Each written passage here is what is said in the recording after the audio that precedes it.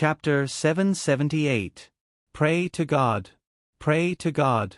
Since ancient times, the method of communication between humans and gods was generally like this. In the era when gods walked the earth, the prayers of devout people could really reach the ears of gods. Even if they were thousands of miles away, gods could still sense it. If the god was in a good mood, or if he had a good impression of you, he would fulfill some of your wishes. This was also a real thing. The reason why gods could hear the prayers was because of the authority they held. Let's use a more vivid metaphor to explain. Heaven and earth was a network, and gods held the divine authority, which meant that they had successfully registered an account in this heaven and earth network and obtained some rights to exercise freely. The prayers of the believers were like messages on this network, and they could naturally be seen by the account. But because of the big data system, only what the account owner wanted to hear and triggered the keywords would be really pushed to the account.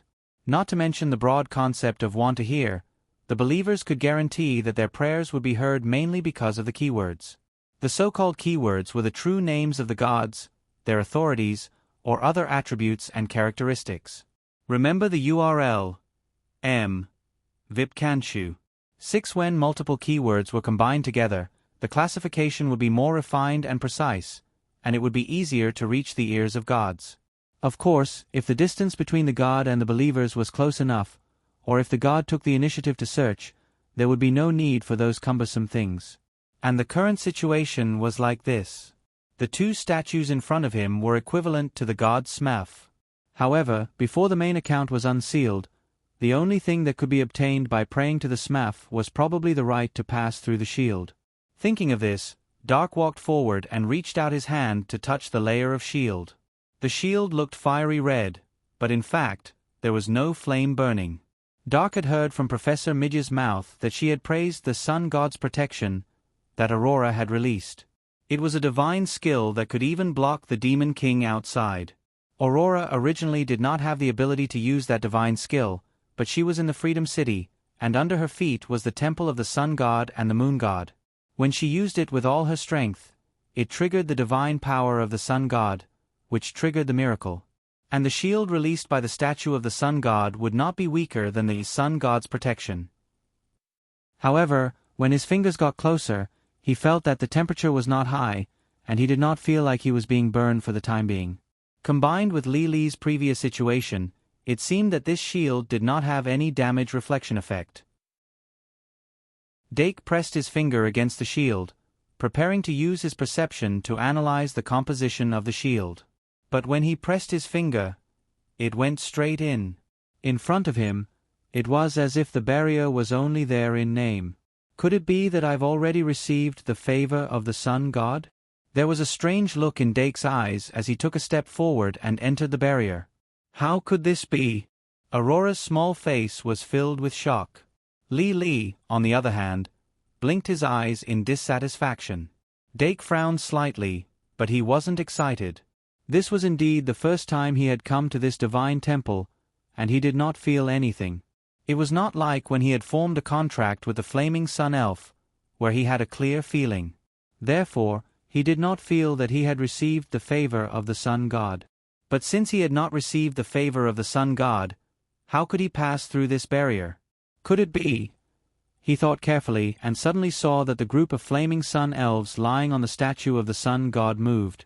First, the one that belonged to him flew up, and then a nearby flaming sun elf woke up from its slumber, followed by a second one, a third one. In the blink of an eye, the flaming sun elves that looked like small suns all flew up, like fireflies in a summer forest, and flew towards him. Then, one by one, the flaming sun elves changed positions, flying from the statue of the sun god to his head, shoulders, and directly rushing towards his face. If he hadn't waved his hand to disperse them, his entire face would have been covered. It seems that compared to the statue, they like me more, Dake said with an expressionless face. Little Li Li, who was outside the barrier, desperately changed his point of view. Looking at his appearance full of elves, he giggled. On the other hand, Aurora quietly took 2 deep breaths to suppress the shock in her heart. Dake passed through the barrier released by the statue of the sun god as if it was nothing, and his attraction to the flaming sun elves was even stronger than the statue of the sun god. These two phenomena appeared at the same time, which could only mean that he had the characteristics of the sun god more than the statue of the sun god. While she was shocked because of this, Professor Li said with shining eyes, Dake, can you bring one or two out? Dake pondered for a moment, then retreated, trying to leave the barrier. But after he left, the group of flaming sun elves did not follow. They flew away from him and flew around inside the shield like headless flies for a while. Then they all slowly flew back to the statue of the sun god and fell asleep again. It's not possible? Professor Li's tone could not hide the disappointment. Aurora hurriedly said, These flaming sun elves have a close connection with the statue of the sun god. Only the flaming sun elves that have formed a contract with someone can fly out of the barrier. But those elven eggs are not restricted, and you can take them as you wish. Dake's heart stirred, and he asked, How many can I take? Aurora revealed a faint smile, and said, You can take as many as you want. With the help that Dake and the others provided to the Freedom Capital during the magical beast tide, even if they took all the elven eggs here, no one in the Freedom Capital would say a word. But Dake was not a greedy person. He looked at the flaming sun elven eggs around the lion's claw, and pondered, Then I'll take 2 more. He actually wanted to take 9 more to make 10 small suns, but 9 was too many, so he could only settle for the next best thing, and make 3 out of 2. Professor Shi Erfu had 3 wind elves, so it was not too much for him to ask for 3 flaming sun elves, right? Then I want a total of 3 frost moon elves. Professor Li flew over. It was still Aurora who said, The number of elemental spirits is not necessarily better, and even if they are all fire elemental spirits, different fire elemental spirits will have different fire characteristics. So, too many fire elemental spirits will cause the purity of the elves' flames to decrease. And if you want to elementalize like Professor Shi Erfu, you have to maintain an extremely high purity. Dake frowned slightly, and asked, Doesn't Professor Shi Erfu have 3 wind elves? Aurora shook her head, and continued to explain, Not just 3. Professor Sylph actually had more wind elemental sprites, but all of her wind elemental sprites were split from the original one. So, every wind elemental spirit has the same nature. So that's how they came to be. Dake suddenly understood. Then he turned to the 2 maids, and asked, Sister Olga, what about you? Olga said, Young master, don't bite off more than you can chew. Then forget it. Dake didn't ask any more questions. The sun god statue's attributes were fire and light, but it was different from Pride, which was more light-oriented. The sun god statue's attribute was more fire-oriented. But if Pride was continuously fed, it would sooner or later transform into a light elemental spirit. Olga's main attribute was light, so it was a good fit. But since Olga didn't have any intention of being light-oriented, then forget it. After he stepped back into the barrier, he turned to look at the frost moon elf egg at the foot of the moon god statue. Since he didn't need the flaming sun elf egg, then he would take 2 frost moon elf eggs. 1 for himself, and 1 for Li. The moon god statue would sleep during the day, and even the frost moon elf on it wouldn't move. Dake casually picked 2 frost moon elf eggs, and then retreated from the barrier. Li immediately came over, and took one of them without hesitation. Fairies were actually a race that leaned towards the moon. Dake lowered his head to look at the remaining frost moon elf egg in his hand, and summoned the moon god's soul eye on the spot. Although he didn't bring the stored bliss here, the moon god's mirror of the moon god's soul had stored a large amount of moon god's bliss. This moon god version of bliss was probably more suitable than his own bliss to feed the frost moon elf egg. It was inconvenient to store the elf egg temporarily, so it was better to hatch it on the spot. However, the moment the figure of the moon god's soul appeared, the ground beneath her feet suddenly began to shake. The moon god statue that was supposed to be sleeping actually emitted a cold light. Young City Lord Tom and Jerry, who were guarding outside the door, immediately rushed in. But at this time, the light emitted by the moon god statue had already overpowered the barrier released by the sun god statue. Suddenly, it engulfed the entire temple, and the temple was dyed silver. At this moment, the moon god statue actually opened its eyes without any warning. The divine aura in the temple instantly became extremely dense. Go out and guard. Aurora raised her hand, indicating for the two gods to leave the temple. Tom and Jerry looked at each other. Not only did they retreat, but they also closed the door of the temple. It could be said that they were extremely considerate. After isolating themselves from the outside world, the people in the temple stared at the moon god statue. But after the moon god statue opened its eyes, it continued to stare at the moon god's soul, not moving at all. Aurora was shocked. Her frost moon elf had already flown out from the brooch, and frequently flashed around her. Even when she received the blessings of the sun god statue and the moon god statue at the same time, the two statues didn't open their eyes. She didn't know why the moon god statue opened its eyes. She didn't even know that it could open its eyes. In the wolf eyes, the silver moon was reflected, just like in Professor Midya's eyes. The moon god's soul that was summoned by Dake looked as if it didn't know what was going on, and it stared at the moon god statue. But this situation didn't last for long, and the moon god's soul's face suddenly showed an expression of ecstasy. Then, the light that illuminated the entire palace receded like a tide, instantly returning to the body of the moon goddess statue. The moon god statue closed its eyes and fell into a deep sleep again. Inside the temple, peace was restored. After a short moment of silence, Dake looked at the moon god's soul and asked, "Why are you ecstatic?"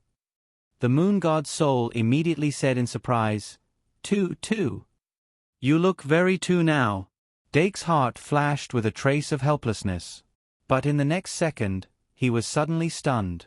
He suddenly picked up the moon god's soul eye and transferred magic into the magic card. Soon, he received information from the magic card, and the corner of his mouth couldn't help but curl up. 2. From 1% to 2%. Moon god, 1%. Moon god, 2%. This moon god statue actually gave the moon god's soul a trace of divinity. Although it was only a 1% increase, it was a groundbreaking breakthrough. It had been more than half a year since the moon god's soul eye was refined, and it finally took the first solid step towards becoming a real moon god. Just as he was pleasantly surprised by this, the moon god's soul suddenly pounced at him and pecked at his face, catching him off guard. *3. The atmosphere in the temple suddenly froze. Now that things had developed to this point, there was no need to hide anything about the moon god's soul. Dake gave Professor Lily a look, and the latter immediately understood. With a flick of his finger, he opened a barrier to isolate sound and perception. Dake then said solemnly, "My moon god soul was refined using a trace of the moon god statue's remnant soul as the core. It has a trace of divinity that belongs to the moon god. If it can absorb more of the divinity that belongs to the moon god, it will have a chance to reforge its divinity, obtain the moon god's authority, and become a real moon god. Just now, it absorbed a trace of divinity from the wolf statue of the moon god." Aurora and the others were shocked as they tried their best to digest this piece of information. Only Professor Lily immediately asked, "How much is it missing?" Dake said, 98%. Lily immediately opened his mouth, his face full of disappointment. Dake laughed, "Haha." Compared to the god of wisdom in the Shang-Malian Academy that had already revived 2/3 of the moon god soul, a 2% moon god soul was nothing. However, after Aurora and Angry digested this piece of information, they could not hide their surprise. Aurora immediately asked, "Then how can we find more of the divinity that belongs to the moon god?" Dake said, "Probably, we have to find more moon god temples like this one." "Then where can we find them?" Aurora frowned and immediately became worried. Dake said, "I found 2 moon god temples in the secret passage of the Academy's castle, but I'm afraid it will be difficult to find them again. However, I know that Professor Midya once found a love magic formation in one of the moon god temples. If you need, you can ask her for clues." "That's just one moon god temple." Lily's face, which was full of disappointment, seemed to have changed. He swayed his face in front of Dake proudly, as if saying, "Ask me, ask me." Dake smiled and said, "But I think that a knowledgeable adventurer like Professor Lily must know the location of more moon god temples." "That's right." Lily raised her head and patted her chest loudly. "Papa," Aurora said calmly, then, "Professor Lily, can you tell us the location of the moon god temples that you have explored?" Lily said, Of course, but I have to think about it carefully. When we return to the surface, I will write it down for you. Aurora smiled and said, "No hurry, it won't be too late to give it to you when we return to the academy. When the time comes, I will send this information back and send the maids to explore it first. Then, we will use this as a foundation to search for more moon god temples." After digesting the information that Dake revealed, Aurora immediately realized the importance of this information. Once this information was sent back, searching for moon god temples to help the moon god's soul reforge the divinity would immediately become the next priority of the Duke's mansion. Compared to such an important missions like continuing to collect the underworld fire had to be relegated to the back burner. After the Shang Malian Academy created their own god, the Duke's mansion finally had the opportunity to create their own god. Even if there was still 98% progress to reforge the divinity, it must be done. And from the information that they had, the young master's moon god was different from the Shang Malian Academy's god of wisdom. He clearly had perfect control over the moon god. This meant that once they succeeded, the moon god would really belong to them. With the moon god, the Duke's mansion would finally have the qualifications to occupy a place in the future of the recovery of the gods. This atmosphere was maintained for more than 10 minutes before slightly dissipating. Aurora passed through the shield and checked the statue of the moon wolf. After a while, she exited the shield and was obviously relieved. Dake asked, "How is it?" Aurora said, "Not much has changed." This was a good thing. But Dake could not help but frown after hearing this. It is still intact after losing the divinity of the origin. Could it be that the divinity of the origin is not necessary for the statue? Then, could it be that not every statue in the moon god temple has the divinity of the origin? Aurora also frowned and said, "It seems so. But it is not a big problem. If one is not enough, we can find another one. What we need is a method to extract the divinity of the origin and a storage device." Dake nodded and said, "In short, we will study it when we go back." At this time, standing at the back, Angry, who had been silent all this time, suddenly interrupted and said, "Didn't you say that there might be undiscovered statues in the depths of this temple?" Angry's words clearly gave them a wake-up call, and it also gave them a clearer goal for this exploration of the temple. Dake and the others were reinvigorated. After hatching the Frost Moon Elf egg, they prepared to go deeper into the temple and continue exploring. Dark calmed the excited moon god's soul, and carefully took out his precious demon brain dropper from his bag. He carefully inserted it into the moon god's mirror, on the chest of the moon god's soul.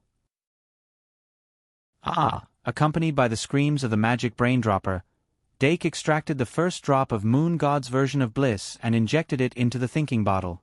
After more than 10 times, there was a thin layer of liquid in the thinking bottle. He then put his Frost Moon Elf egg into it. At a speed visible to the naked eye, the moon god's version of bliss in the thinking bottle was rapidly decreasing. And the Frost Moon Elf egg indeed emitted a joyful aura. After absorbing all of the moon god's version of bliss, it even jumped twice in joy. Then, thin cracks appeared on its eggshell. "Hey!" Professor Lily suddenly came over and excitedly watched the cracks on the Frost Moon Elf egg grow bigger and bigger. A little elf emitting a cold aura suddenly broke out of the shell. Then, this newly born Frost Moon Elf knocked open the membrane of the thinking bottle with a "bayou" sound and bumped into Lily's forehead. Under the condition of firing, Lily slapped her own forehead with a "pa" sound.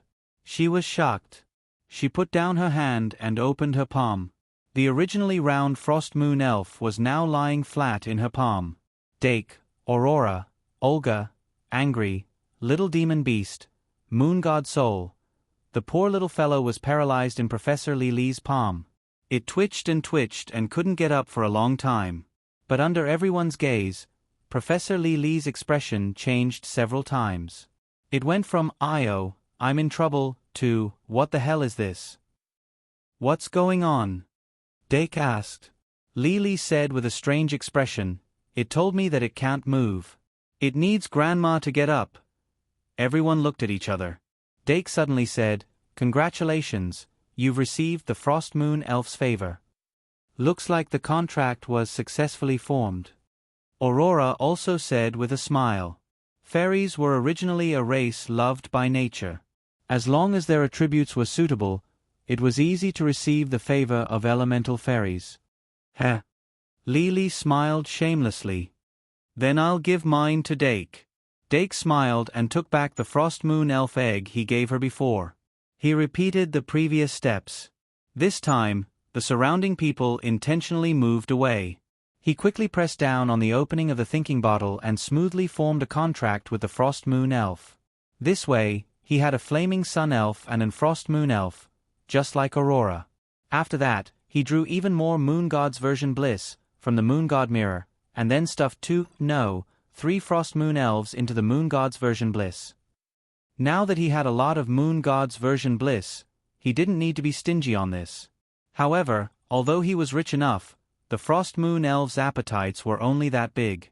Not long after, the 3 frost moon elves were all full and fell into a deep sleep. What awaited them was a long sleep and the transformation after they woke up. Professor Lily happily stuffed his frost moon elf into his chest. Aurora also happily put away her frost moon elf. Dake hid his frost moon elf in his hair. He and the flaming sun elf each took half. After everything was taken care of, they left the temple. At this time, Tom and Jerry had been waiting at the door for a whole hour. The two kept to their duties and were always on duty. They didn't ask about what happened in the temple. "How do we go next?" Tom asked. Dake looked around and said, "How many paths are there?" Tom smiled. "It can only be said that it goes in all directions." Dake thought for a moment and asked, "Then, how long will it take to finish exploring the path?" Tom said, "If we walk in a straight line, an hour or 2 is enough." "I see." Dake said, "Then let's walk forward for a while and find the paths with special patterns, runes, diagrams, or buildings."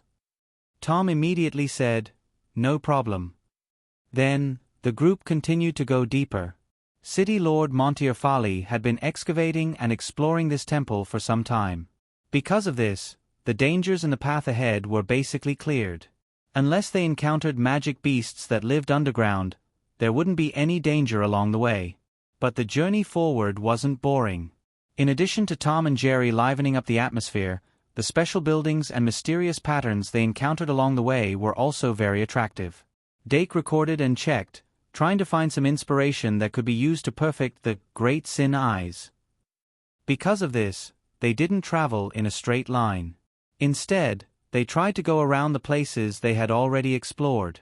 Half a day later, Dake took out his pocket watch and found that it was already 11:30 in the afternoon. They looked at each other and smiled. Then, they found a relatively flat space and set up camp. Aurora took her oversized backpack from the back of the heavy armored rhino. Then, she took out the kitchen utensils one by one and assembled a stove on the spot.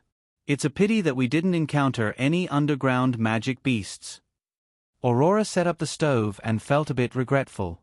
Olga nodded her head in agreement and started to heat up the pot with her. But, there were indeed 2 chefs hidden in this small group. They were in charge of cooking. Tom and Jerry were in charge of collecting firewood. Angra was in charge of guarding. Dake and Lily were in charge of tasting. Everyone had a clear division of labor and was harmonious. Cheers and laughter filled the air. After eating and drinking, they rested on the spot. When they set off again, it was already 1 o'clock in the afternoon. The group continued to move forward. Although they were still in high spirits, there was a hint of lethargy. At about 1:30, they finally encountered their first danger after entering the temple. It wasn't a magic beast underground. Instead, it was a pattern on the wall that came alive. As they went deeper into the temple, they couldn't see the surrounding walls. Some areas were filled with houses like the city area. Another area was a wasteland. When they looked up, they could only see the top of the cave. However, in such a wasteland, there was a seemingly dilapidated wall standing in the middle of it. Half of the wall had collapsed. The other half was also crooked due to the change in the terrain. The wall was less than 2 meters high and 3 meters wide. It was not eye-catching at all. When Dake and the others passed by this place, Tom and Jerry didn't even mention it. However, Dake didn't want to leave anything behind. He still walked over. After all, there was something drawn on the wall. Then, the pattern on the wall suddenly drilled out of the wall. The originally messy lines actually formed a large snake as they drilled out. The moment the large snake was successfully formed, the lines on its body instantly emitted a black light. Like ink, the large snake's body was smeared all over. It turned into a giant python. The giant python was covered in filth and had a turbid aura. Its body contracted and then released, and then it pounced on Dake. Fortunately, Dake's reaction was extremely fast. Almost instantly, he pulled out the holy sword at his waist and slashed like lightning. A flash of white light instantly purified the giant python. Even the broken wall was blasted into pieces. Dake couldn't help but look at the wall fragments on the ground with regret. He hurriedly asked the magician's secretary if there was a record. It wasn't until the magician's secretary repeatedly nodded 3 times that he recovered.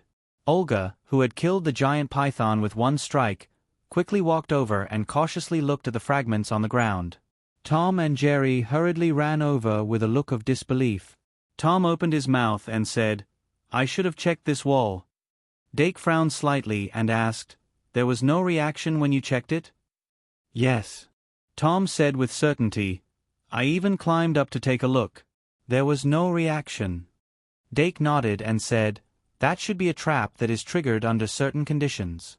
It seems that we have to be more careful in our exploration." He suddenly saw Jerry quickly walk over and pick up a fragment from the ground to examine carefully. He couldn't help but walk over to take a closer look. He saw that on the fragment in Jerry's hand, there was a complete drawing of a snake's eye. However, in Dake's impression, there were only messy lines on the wall, and there wasn't such a specific drawing. He was puzzled, so he summoned the magician's secretary and flipped to the page where the drawing on the wall was recorded. There was indeed a snake's eye, but it was located at the corner of the wall. Other than this snake's eye, the rest of the lines were messy and didn't have any formation runes.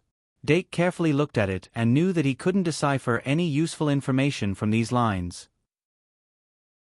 Thus, he took out a bag from his bag and put the fragment with the snake's eye into the bag, sealed it, and stuffed it into his backpack. "Let's continue forward." Dake raised his head, not surprised but happy. The most terrible thing about exploration was that there was no reward. After this sudden encounter, the atmosphere of the team became more lively. Professor Li, who was originally lazily floating in the air, began to jump up and down again. After only 10 minutes, they encountered a second danger. It was a trap that was triggered by Aurora's foot when they passed through a small path that only allowed 3 people to walk side by side. Before today, although Aurora knew a lot about this underground temple, she had never gone deep. At most, she had walked around the temple from before. Thus, like Dake and the others, it was her first time coming to such a deep place. The trap that she stepped on was stepped on by Tom and the heavy armored rhinoceros. However, Tom, who had the ability to sense danger, didn't feel any danger. The heavy armored rhinoceros stepped on it so heavily, but it didn't trigger the trap. Instead, when Aurora walked past, 2 large snakes suddenly appeared on both sides of the path and pounced on her from the left and right. The speed of the 2 large snakes was extremely fast. Aurora only had time to raise her hand and then swing it down heavily. Bang! Bang! Dake walked in front and was about to turn around when he heard 2 loud noises. When he looked again, the 2 large snakes had lost their heads. They twitched on the ground twice before turning into black smoke and dissipating. Everyone looked at each other and immediately sped up. Soon, they passed through the small path and returned to a more open place. After these 2 encounters, Dake already had a guess. These 2 traps are very likely targeted at the elf messengers. To be precise, they are targeted at the Flaming Sun elf messengers and the Icy Moon elf messengers. Although I don't know why there are traps targeted at the favored ones in the temples of the Sun God and the Moon God, now it seems that this is very likely. So, from now on, Aurora, Professor Li, and I have to be more careful. Aurora nodded solemnly. Professor Li also nodded desperately. However, when Dake saw her expression, he had a bad premonition. Sure enough, in the following journey, Professor Li began her road of stepping on traps with all her might. Thus, one trap after another was actively activated by her. This journey became more and more thrilling and exciting. Along the way, when it was almost 3 o'clock, they finally met a temple expedition team. "It's Captain Cotrin of the 9th team," Tom whispered in Dake's ear. Unknowingly, he had changed from reporting to Aurora to reporting to Dake. There were more than 30 people in the 9th team. According to Tom, each person in this expedition team could take care of themselves. They were much more powerful than the guards at the gate. However, the members of this team were in an exceptionally sorry state. The captain of the team, named Cotrin, ran at the front and began to remind them to escape before they got close. When they got close, the captain of the team saw that Dake was unfamiliar, so she continued to shout, "I don't know who you are, but it's very dangerous here. Turn around and retreat immediately." When she got closer, she finally saw Aurora and exclaimed on the spot, "Reorganize the defense line and protect the young city lord."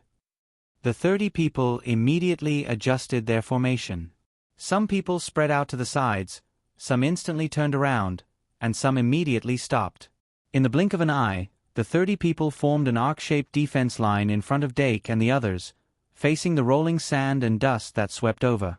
As for Captain Cotrin, she hurriedly ran over and anxiously asked, "Aurora, why are you here?" However, Aurora was not flustered. "Aunt Cotrin, what happened?" Cotrin looked around and her gaze quickly stopped on Professor Li, but her mouth did not stop at all. "It's a salon. There's a group of salons frozen in a valley. We thought that they had mistakenly entered here and had already frozen to death. Unexpectedly, as soon as someone approached, the ice began to melt, and at least 100 salons woke up from the ice. Although we are not afraid of salons, if we fight with 100 salons underground, it will definitely cause damage, so we chose to temporarily avoid the danger. If it's just a salon." Aurora looked at Dake. Dake smiled and nodded, then ordered, "Angry, go and don't let those salons have a chance to cause damage." Angry nodded slightly and walked all the way from the back to the front. Under the astonished gazes of more than 30 people in the 9th team, he single-handedly charged towards the roaring salons. 2 minutes later, more than 100 salons were cut into pieces by the flying water blades and buried forever in the sand and dust. Angry silently returned and retreated to the back of the team. The members of the 9th team, who had maintained their formation, waited until Angry walked past them before they suddenly heaved a sigh of relief and sat down on the ground one by one without caring about their image. Captain Cotrin also touched her nose a little awkwardly and asked Aurora, "Little Aurora, aren't you going to introduce us?" Aurora said, "Aunt Cotrin, you haven't reported to the residents these days, otherwise you should know each other." Cotrin laughed and said, "It's not easy to have a few days off, so of course we have to seize the time to drink a few more cups. How can we have time to report to the residents?" Aurora sighed and said seriously, "Drinking is bad for the body." Cotrin replied casually, "It will be sad if you don't drink." Aurora could only change the topic, "Can you take us to the bottom of the valley? I'm interested in the spell that can freeze salons and not kill them." "Of course, no problem, but—" Cotrin paused for a moment, probably wanting to wait until they had explored, but because of Angry's extraordinary strength, she suddenly could not say it. Aurora took the opportunity to introduce the identities of the members of both sides. When she introduced Dake, Cotrin suddenly said, "You're Dake Dimming?" Dake looked at her and smiled, "What's wrong?" "No, nothing." Cotrin smiled and patted Dake's shoulder with satisfaction. "You're not bad." Dake. Although he did not know why, after knowing his name, Cotrin's attitude clearly became much more intimate. The group gathered together and walked forward over the salon's corpses. Soon, they arrived at the valley where the salons were frozen. However, when Dake arrived, what he saw was not a valley, but a quagmire. The ice that froze the salons melted into water and mixed with the sand in the valley, finally stirring into a quagmire. Dake observed carefully and could not help but wonder, how did those salons get frozen? The quagmire blocked the path. However, on the other side of the quagmire, there was only a plain without any abnormalities. Cotrin said, Before we know how those salons got frozen, it's very unwise to try to cross directly to the other side. So, it's best to wait for us to investigate before we act. Our team number 9 is the most professional in this field. However, just as she said this, she suddenly realized that someone had already flown to the other side. It was the little fairy that she had noticed from the beginning. As expected, the little fairy race is a scourge. Katrin gritted her teeth, as if she had been poisoned by the little fairy a long time ago. However, that little fairy was the young city lord's guest after all, so she could not ignore it. Prepare to save them. The more than 30 members of team number 9 immediately focused. However, in just a moment, that little fairy had already flown to the center of the valley, humming a little tune. La la la la, ding dang, ding dang, little fairy. It's really difficult to maintain more than 10,000 chapters a day for a long time. Today's chapter took a long time to write. I'm not sure when I'll be able to finish it tomorrow, so I'm warning you in advance. There are only 2 days left for the double monthly ticket event. Brothers who have monthly tickets, please cast them. After the event ends, it will be very difficult to get them back. Chapter 779. The fairies' singing was still in their ears, and the temperature above the valley dropped to freezing point without warning. Before the people standing on this side of the valley could react, the fairy flying in the air had already turned into ice. Katrin's expression changed drastically, and she hurriedly called out a name. The person who was called by her clasped his hands together and glared at the sky.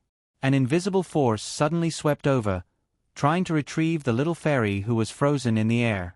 However, the ice in the air didn't show any signs of falling.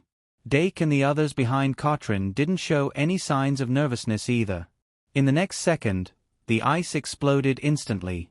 The fairy broke through the ice and came out.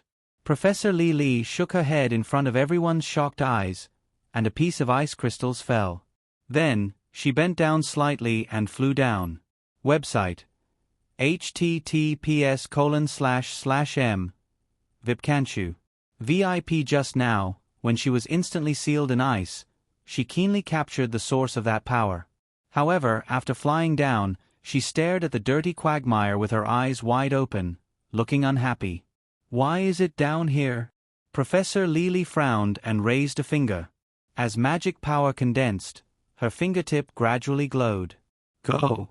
She pointed at the quagmire below, and a circle of light suddenly appeared above the quagmire, driving away the surrounding mud. Then, she took out a magic elf card from her card bag and summoned with her voice.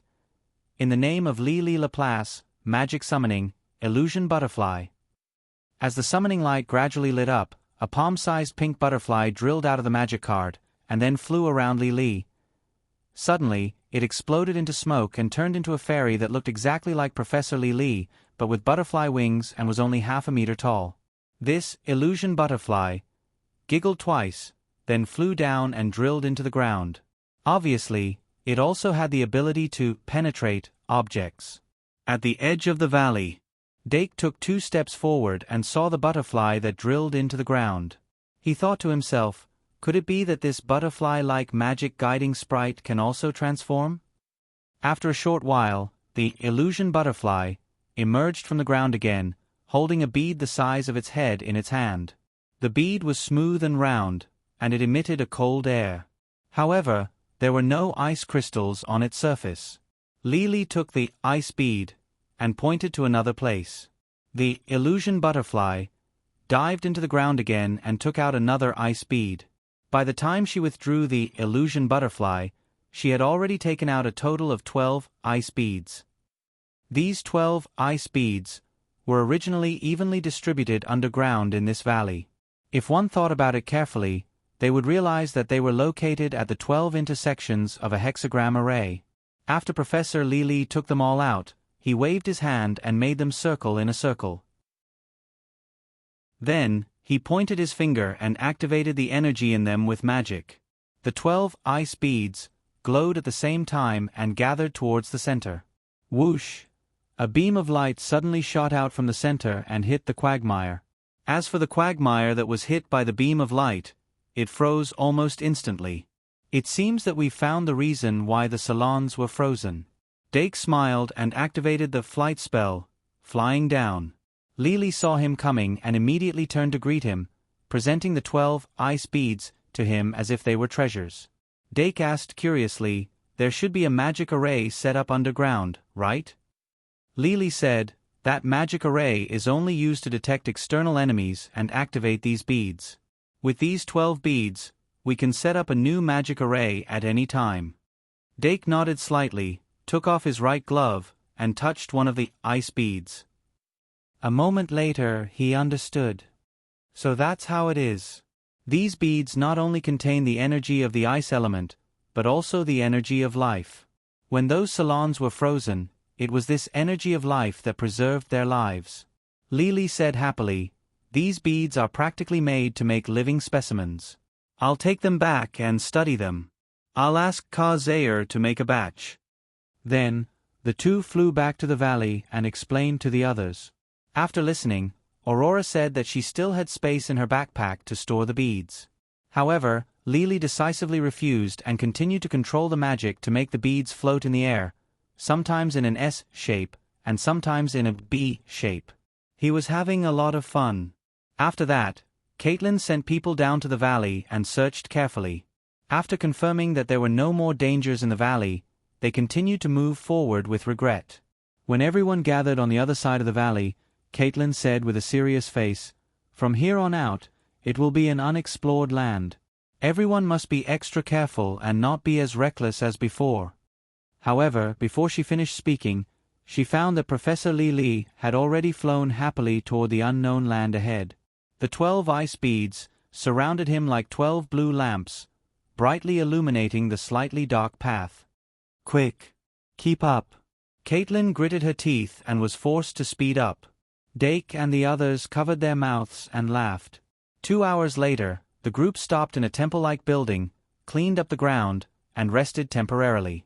In these short 2 hours, the number 9 exploration team experienced the most exciting period since entering the temple. They never thought that an underground exploration could be like this. Almost all the traps were triggered by Professor Li. Most of them were fire and ice elemental traps, but there were also many traps that leaned towards the dark elemental. The first 2 looked like the normal mechanism of this temple, but the latter was obviously incompatible with the style of this temple and was full of a strange feeling. The members of the number 9 exploration team were frightened by the traps that were constantly triggered. Even if they stopped to rest, they were always vigilant and would immediately jump up at the slightest movement. They obviously couldn't adapt to Professor Li's style very well. There was no distinction between day and night underground. They couldn't see the sun high in the sky or the moon setting, but their biological clock would tell them that it was time to eat. It was impossible to explore the temple for only a day. The number 9 team brought their own dry food, enough to ensure the needs of 30 people for a week. However, when they saw the young city lord take out all kinds of ingredients from the huge backpack, the dry food suddenly didn't taste good. The ingredients were limited, and Aurora couldn't prepare 30 more portions of dinner, so she could only call Katrin to eat with her. However, she didn't expect Katrin to pick up a bowl full of delicious food and run over to show off. The entire team suddenly became chaotic. However, after the meal, Aurora solemnly called Katrin to her side and talked some sense into her. When Dake and the others set off again, they had returned to the state of only 5 people. The number 9 exploration team, Tom, and Jerry didn't go with them. "We can't let them be scared all the time." Dake looked at Professor Li, who was excited again after eating and drinking to his heart's content, and sighed slightly. Although the people in the number 9 exploration team were all elites, there were too many people. If they continued to travel, they really couldn't take care of them. And next, they had to speed up. The deeper they went, the more dangerous it was, not to mention that there were 3 flaming sun, ice moon, elf envoys among them. The traps triggered by the elf envoys were obviously more dangerous than normal traps. Thus, it was better for the 2 sides to move separately. It also prevented them from reaching areas they shouldn't be able to reach. "All right, let's stop here." Dake clapped his hands and forcibly pulled Professor Li back.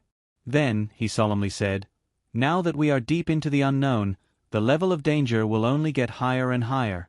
Some little fairies better behave. Li, ha ha ha. Dake, there are obvious traps in this temple for the sun and moon elf envoys. Something must have happened before it was buried underground. Perhaps the path behind has been eroded by some evil things. However, we won't retreat just like that. Whether it's to help the Freedom City get rid of this potential threat or to find more idols, we have to investigate to the end. Before he finished speaking, he had already taken out a magic card. It was Illusory Beast, Goddess of the Heart's Eye. This Illusory Beast, Goddess of the Heart's Eye, was naturally the one with consciousness. Dake's expression turned serious as he silently summoned, "In the name of Dake Dimming, I summon Illusory Beast, Goddess of the Heart's Eye." The light released from the card condensed in front of everyone and turned into a goddess with a cold appearance. The difficulty of finding idols in this temple that didn't have a specific route was no less than finding the Moon God Palace in the secret passage of the Academy. Moreover, he couldn't gouge out the eyeballs of the two idols and let Greedy Slime 2 use it to locate them. Since that was the case, he could only rely on this Illusory Beast, Goddess of the Heart's Eye. In fact, long before he made this magic card, Dake had thought of using it and Greedy Slime 2 to find new temples in the secret passage. However, he didn't do it. He didn't expect that the first time he tried it would be outside the secret passage. "Hello, sister." Aurora saw Illusory Beast, Goddess of the Heart's Eye, and greeted her obediently. Illusory Beast, Goddess of the Heart's Eye, nodded slightly at her, completely accepting her. Although they had been traveling together for the past few days, Dake didn't expect them to have such a relationship. However, Lily immediately came over and looked at Illusory Beast, Goddess of the Heart's Eye, with her eyes wide open. She asked curiously, "Your magic fairy, other than reading minds, can it also find the way?" Dake smiled. "It's divine. I can see the flow of air, especially the flow of divine air. Once it's activated, it can greatly increase its perception of divinity. Believe me, as long as there are idols in the depths of this temple, it will definitely be able to find them." Illusory Beast, Goddess of the Heart's Eye, frowned and said, "I haven't tried." Dake didn't care. "Then let's try." Then, everyone looked at Illusory Beast, Goddess of the Heart's Eye. Illusory Beast, Goddess of the Heart's Eye, raised its hand and parted its bangs, revealing the vertical crack on its forehead. It opened its two fingers and opened its eyelids, revealing a round purple eyeball. It had already activated Divine Eye. Divine Eye didn't have a cooldown. As long as Illusory Beast, Goddess of the Heart's Eye, had magic power, it could last forever. Dake wasn't anxious and waited quietly.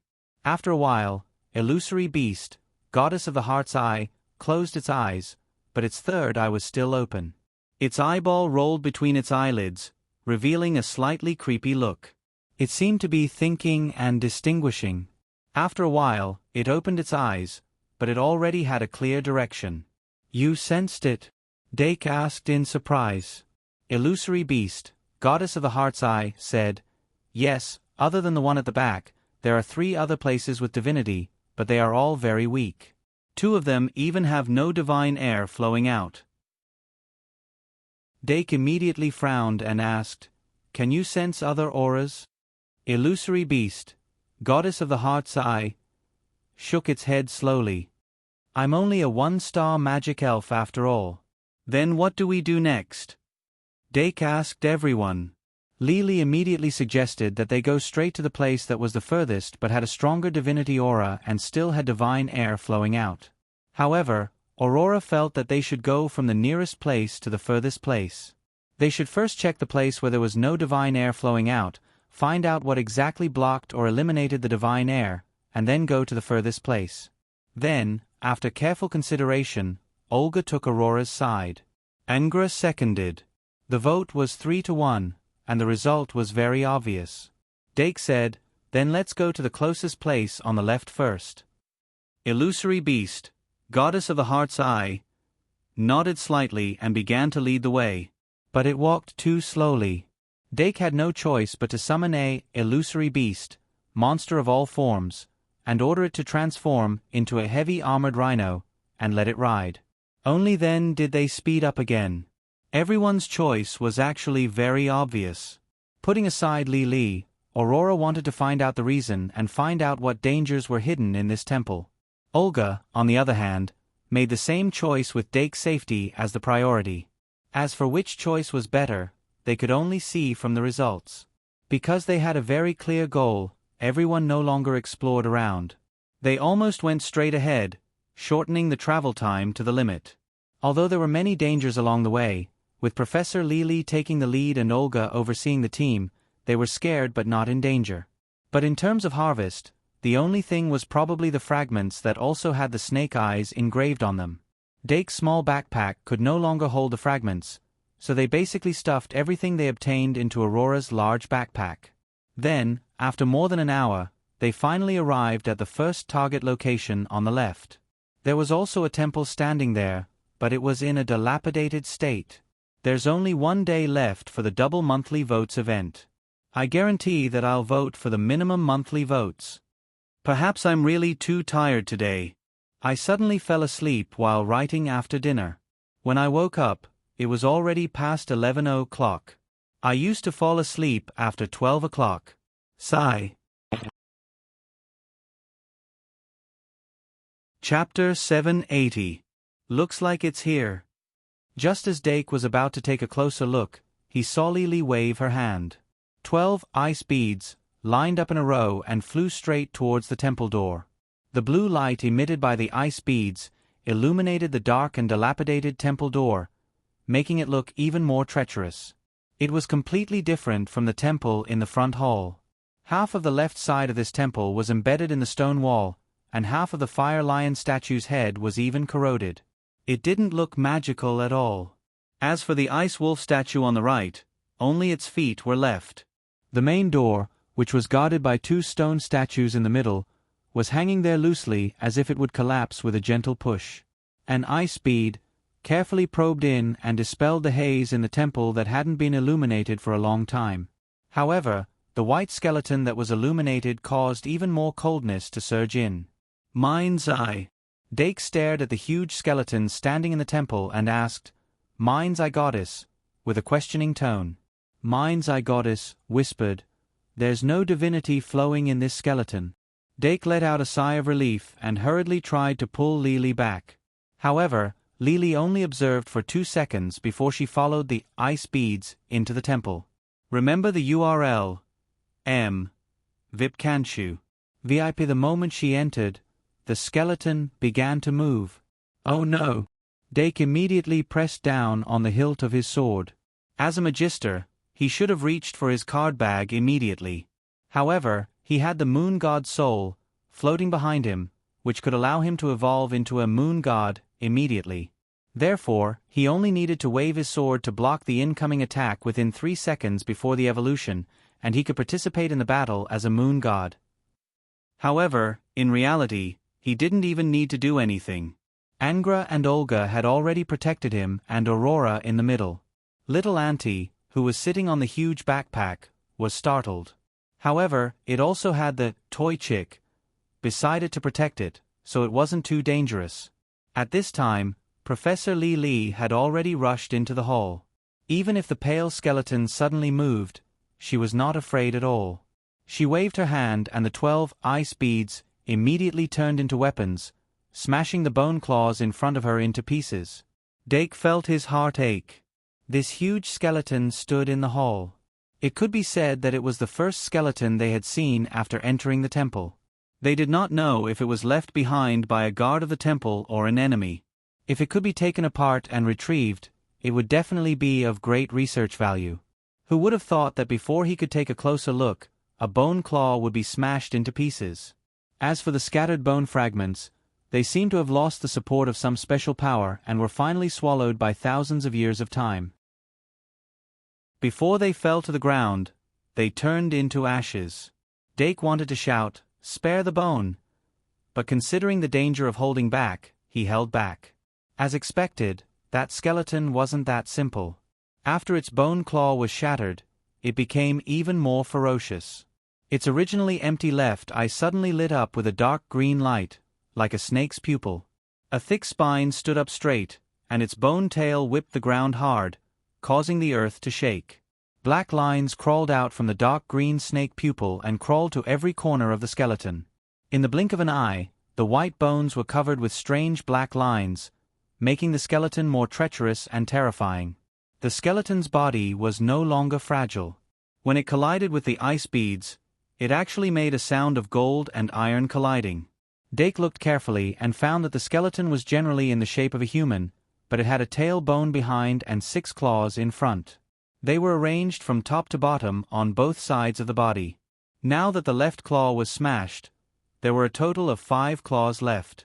The 5 claws waved like the wind, and the skeleton roared like thunder.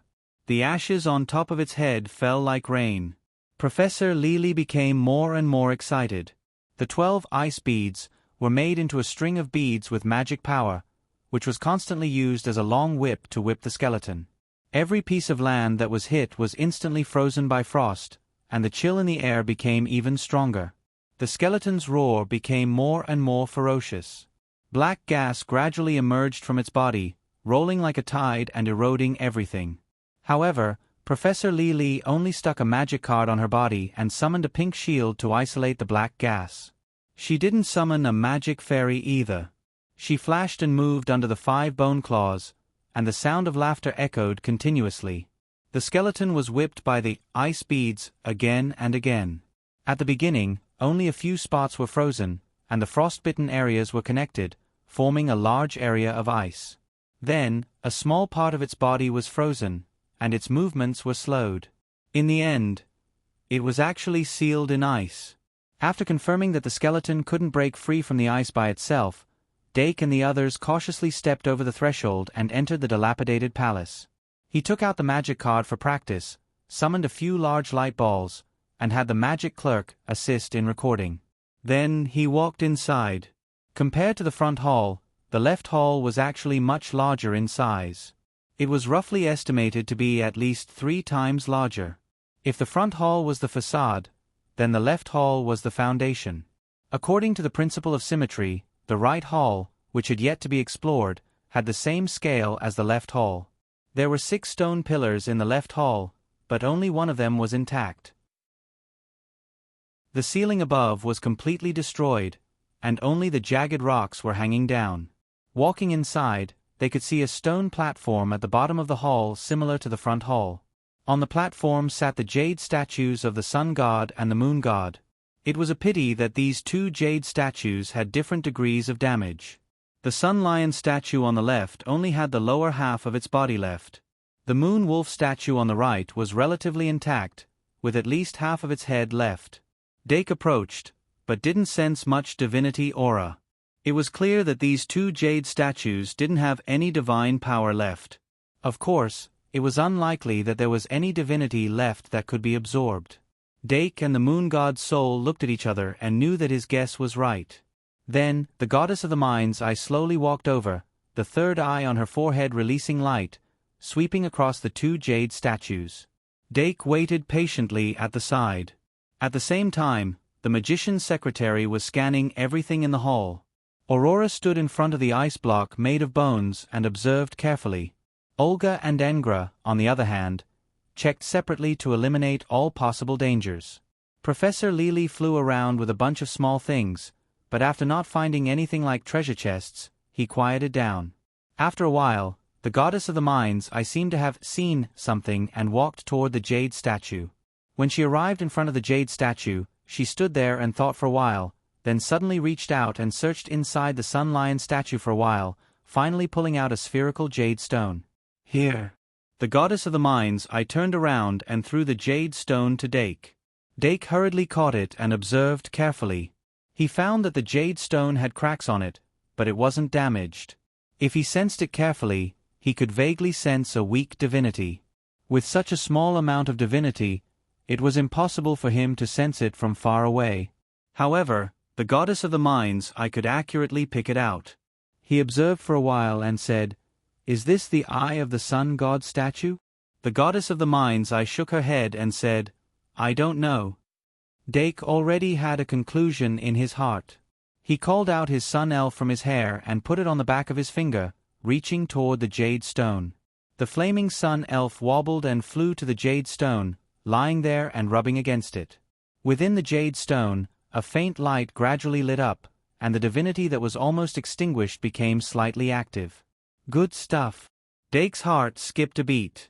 He knew that he had finally found the best material to make the sun-crowned beast. He quickly took out a bag and sealed the jade stone, then asked, "In this hall, are there other sources of divinity?" The goddess of the mines shook her head in reply. He couldn't help but feel extremely regretful. Immediately after, Dake returned to the ice block of bones and introduced his harvest to the others. Aurora also shared her observation. If my judgment is not wrong, this skeleton should be an ancient species known as the God Guardian when it was alive. They have the blood of giants and dragons, have 6 hands, a pair of legs, and can control bows, swords, and shields at the same time. They are a naturally powerful fighting race. Legend has it that during a certain period of time, the trend of using the God Guardian as temple guards was very popular among the gods. Dake frowned and said, "Then, it was a god and not an invader?" Aurora shook her head and said, "It's more like a guard that was corrupted by an invader." She raised her hand and pointed at the left eye of the skeleton. It was that snake eye that corrupted its will. Even after death, it couldn't rest in peace. Dake said, "It's the snake eye again? Could it be that this temple was invaded by the power behind the snake eye, and was buried deep underground? Theoretically, it should be a god that can oppose the sun god and the moon god. Could it be a snake god?" "There are too few clues," Aurora said. "It would be great if we could bring this skeleton out." Professor Li flew down from the sky and said, "The bones don't mean much. Bringing the snake eye out is enough for research." Aurora nodded and said, "Then let's break down the snake eye first and leave the bones for later." Professor Li immediately rolled up his sleeves and said, "Leave it to me." As she said that, she took off again and took out a magic card to summon a small knife. She cut into the snake eye's surroundings and broke down the ice that was wrapped around the snake eye. The snake eye was still in a state of spreading power, and the size of the ice block was about the size of a volleyball. Dake took out a transparent bag in time and sealed it. Lily took the bag and stuffed it into Aurora's huge backpack. Then, she added an aura-concealing boundary around the backpack. Good. Let's go to the next temple. In the decaying and dilapidated temple, the little fairy's energetic voice sounded. 2 hours later. Dake and the others forced their way through many dangerous places at a faster speed than before and arrived at the right temple that was symmetrical to the left temple. Unexpectedly, the right temple was much better preserved than the left temple. From the outside, other than the 2 stone statues guarding the door that were left with only 2 stone piers, there was almost no trace of damage. However, when they arrived here, even Professor Li calmed down. The inside of the temple, which was only separated by a door, was emitting an extremely dangerous aura. Professor Li stopped about 20 meters away from the door and raised her slender right arm slightly, stopping Dake and the others from moving forward. The jubilant atmosphere along the way suddenly froze. Within 100 meters, there was no longer any sound. Dake was only behind Professor Li. At this time, he held his breath and used all his strength to sense. He could vaguely hear an extremely light breathing sound. The breathing sound did not have any effect when he did not notice it. However, once he noticed it, it suddenly sounded like thunder, piercing through his eardrums and roaring in his brain. Dake covered his ears, his face pale. In that instant just now, his mind had already been injured. He looked around again. Aurora's perception was not as sharp as his and did not react for the time being. The goddess of the mind's eye suddenly blurred at that moment and almost disappeared into thin air. Angry suddenly took a step forward. A magic card in his hand released a soft light like water. A layer of water curtain instantly spread out, forming layers of ripples, isolating the inside from the outside. The roaring in Dake's brain suddenly disappeared, and his face quickly recovered. Then, a circle of white light appeared, a pillar of light shooting into the sky, illuminating everything in sight. Olga stepped into the void, already wearing the Ares temple holy suit. Like an arrow of light, she sped toward the temple in front of her. Li frowned slightly and also began to summon the fantasy fairy dragon. But by the time she had prepared the sacrifice, Olga was already holding a war hammer and brazenly blasting open the temple's door wall. Boom! As the door wall collapsed in the blink of an eye, the huge monster hiding in the temple was revealed. It was actually a huge black snake that was even bigger than the bloody serpent of the White Gouda.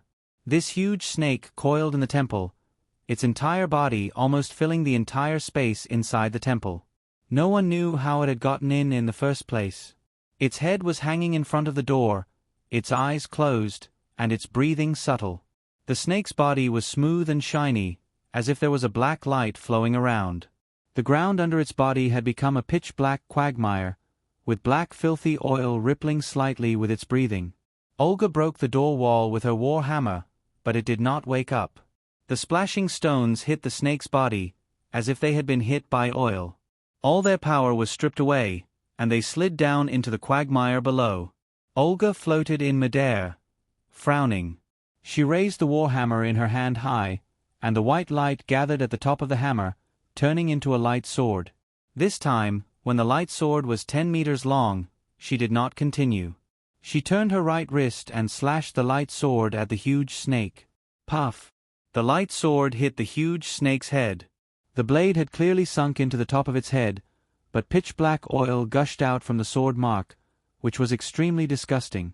When the light sword came into contact with the oil, it was polluted and corroded, emitting a foul smell. Olga seemed to have sensed something, and she almost immediately broke the blade of the light sword, withdrew her war hammer, and retreated. Meow! Li's fantasy fairy dragon appeared at this time, and it let out a clingy meow. Olga passed by him and whispered, "Continue to send the magic fairy to fight. It's the oil snake." Oil snake? How can there be such a big oil snake? Professor Li was shocked at first, but after half a second, he was pleasantly surprised. What could be more surprising than discovering an unknown creature during an adventure? Therefore, she rolled her eyes and flew toward the oil snake, with a snicker. Such a big oil snake, if I can catch it. What's an oil snake?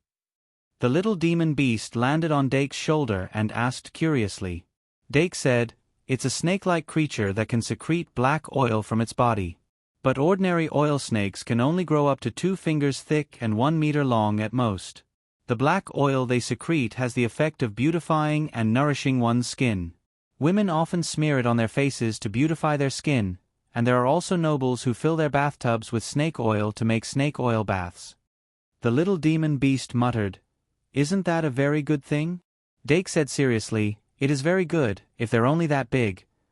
The reason why the black oil of the oil snake could beautify and nourish one's skin was because the snake oil could corrode the skin's keratin just right, making the skin smoother and removing the black pigment.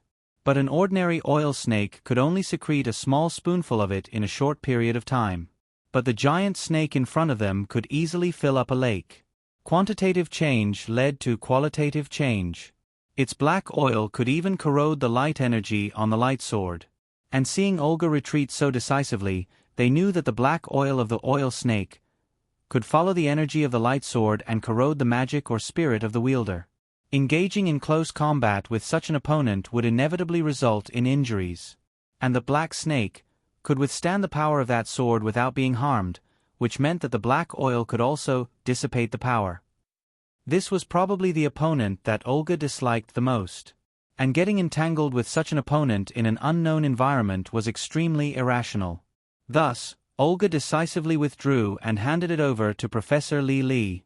While Dake and the little demon beast were explaining, Professor Li had already touched the head of the oil snake.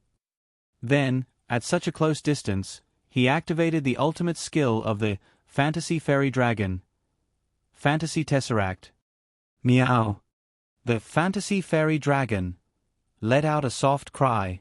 The space under the oil snake was silently cut into 9 pieces, and a special field effect covered from the bottom to the top. The well square that was cut out by the space crack suddenly opened downwards like an underground trap. The irresistible gravity crushed down and swallowed the oil snake that had been sleeping for some reason and had transformed into such a huge oil snake. For some reason. Got it, oil snake. Professor Lily raised his right hand, and the fantasy tesseract instantly condensed into a third-order tesseract in his palm. This time, he cautiously looked into the tesseract for a while. After confirming that the oil snake was still sleeping in the tesseract, he raised his head and revealed a proud smile. The oil snake's breathing was like thunder and could injure one's spirit. The snake oil secreted by its body could dissipate power and corrode magic, spirit, and matter. Fortunately, it had been sleeping for some reason, and even after being hit by Olga's sword, it showed no signs of waking up. At this time, it was still sleeping in the fantasy tesseract. Seeing that it was taken away, everyone carefully walked into the temple. They saw that there was no roof above the temple, but it was connected to the grotto, so they couldn't see it from the outside. Inside, there were no stone pillars, and the runes on the surrounding walls were all smoothed out. Only the innermost stone platform was still there, and the jade statues of the sun god and the moon god were not damaged at all. Could it be that the oil snake was protecting the statues? Everyone looked at each other and couldn't help but look at the heart's eye goddess. Illusionary beast, goddess of the heart's eye, frowned as it looked at the statue. The third eye on its forehead tried its best to open, and the purple eyeball remained motionless. A beam of divine light shot out and shone on every corner of the statue. After a while, it withdrew the god's eye and said, "These two statues are still intact, but the divinity inside the statues is extremely weak, and there is no trace of divine power. They need to be nourished by divine power to recover." Dake said, "In that case, we only need to move them to the front of the temple, and let the divine power in the two statues nourish them for a long time. They should be able to recover." The heart's eye goddess nodded slightly and smiled. "There is divinity in these two statues, but once it is extracted, we need to move it to the front of the temple as soon as possible." Dake was pleasantly surprised when he heard this. The moon god's soul, behind him, quickly stepped forward and carefully touched the statue of the moon god. The statue's power was weak and couldn't manifest anything. The moon god's soul had to guide it with its own power to absorb the divinity in the statue of the moon god. In this way, its path of divinity reforging was pushed forward by another 1%. Moon god, 2%. Moon god, 3%. Unfortunately, it could only absorb the divinity of the moon god and not the divinity of the sun god, so it could only leave the divinity in the statue of the sun god behind. Next, Dake took out his pocket watch and looked at the time. "It's almost 10. Should we continue or rest here? This temple doesn't have the oil snake, so it's a good place to set up camp." Dake was a straightforward person, so he asked for everyone's opinion on the spot. The heart's eye goddess was the first to express her opinion. "The next temple is very far from here. Based on our previous speed, it will take us at least 3 hours to arrive. By then, it will be early in the morning. If we are too tired, we should go tomorrow." However, it didn't have the right to vote. Therefore, Lily immediately said, "Of course we should continue. Who would stop in the middle of a challenge? We are sorcerers.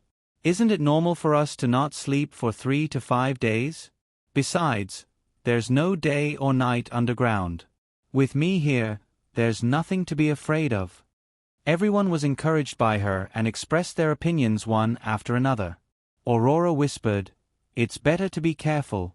I agree with setting up camp here." Olga, "Safety first." Angry, seconded. Therefore, the votes were 3-1. Dake still didn't vote. Lily suddenly felt like she was being targeted. She looked at her companions suspiciously, but she couldn't see anything unusual from their faces. Everyone was laughing and chatting happily as they set up camp. They cleared the ground and set up camp in front of the statue. They put a lamp in the middle of the tent and went into their sleeping bags, whispering around the lamp. Sleepiness gradually surged, and the barrier outside the tent glowed slightly. The three elves had the same dream. The last few hours of the double event, looking for monthly votes.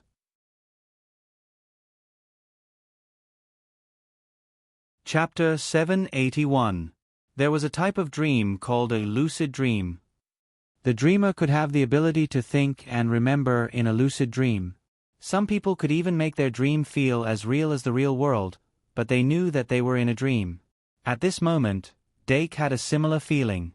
He knew that he was in a dream, but he didn't have the feeling of wanting to wake up because of it. In fact, in this type of dream, once the thought of wanting to wake up was born, it was basically the time to wake up.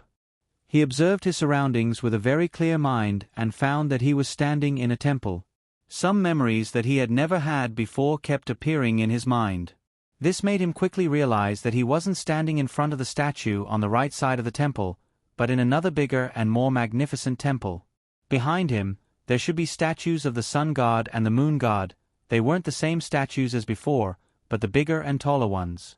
He was standing in front of the statues at this moment, and seemed to be playing the role of a bishop, but his status was higher. The people who came to worship the gods would occasionally call him God's messenger. God's messenger, God's apostle, God's agent on earth. First website, https://m. Vipkanchu. VIP. This was a term that appeared very frequently in some novels. But in the era where the gods did exist, the so-called God's messenger or God's apostle were actually the little secretaries of the gods. If there's something to do, the secretary will do it. The plain and tired believers poured in from the 3 doors of this temple and finally gathered in the small area in front of the statues. Or they stood on the side, hands clasped in front of their hearts, bowing their heads and praying. Or they knelt in the center, bowing 3 times and kowtowing 9 times, shouting the name of the gods. Because of this, Dake finally knew the races and names of the sun god and the moon god. These 2 gods were both beast gods. The sun god was the sun god lion, whose name was the god of blazing flame and rising Sunday. The moon god was the moon god wolf, whose name was the god of ice and eternal moon. Both of them were extremely domineering divine beasts that became gods. And they were indeed a pair of partners. Among the believers of these 2 gods, there were humans, orcs, and all kinds of half-human, half-beast subhumans.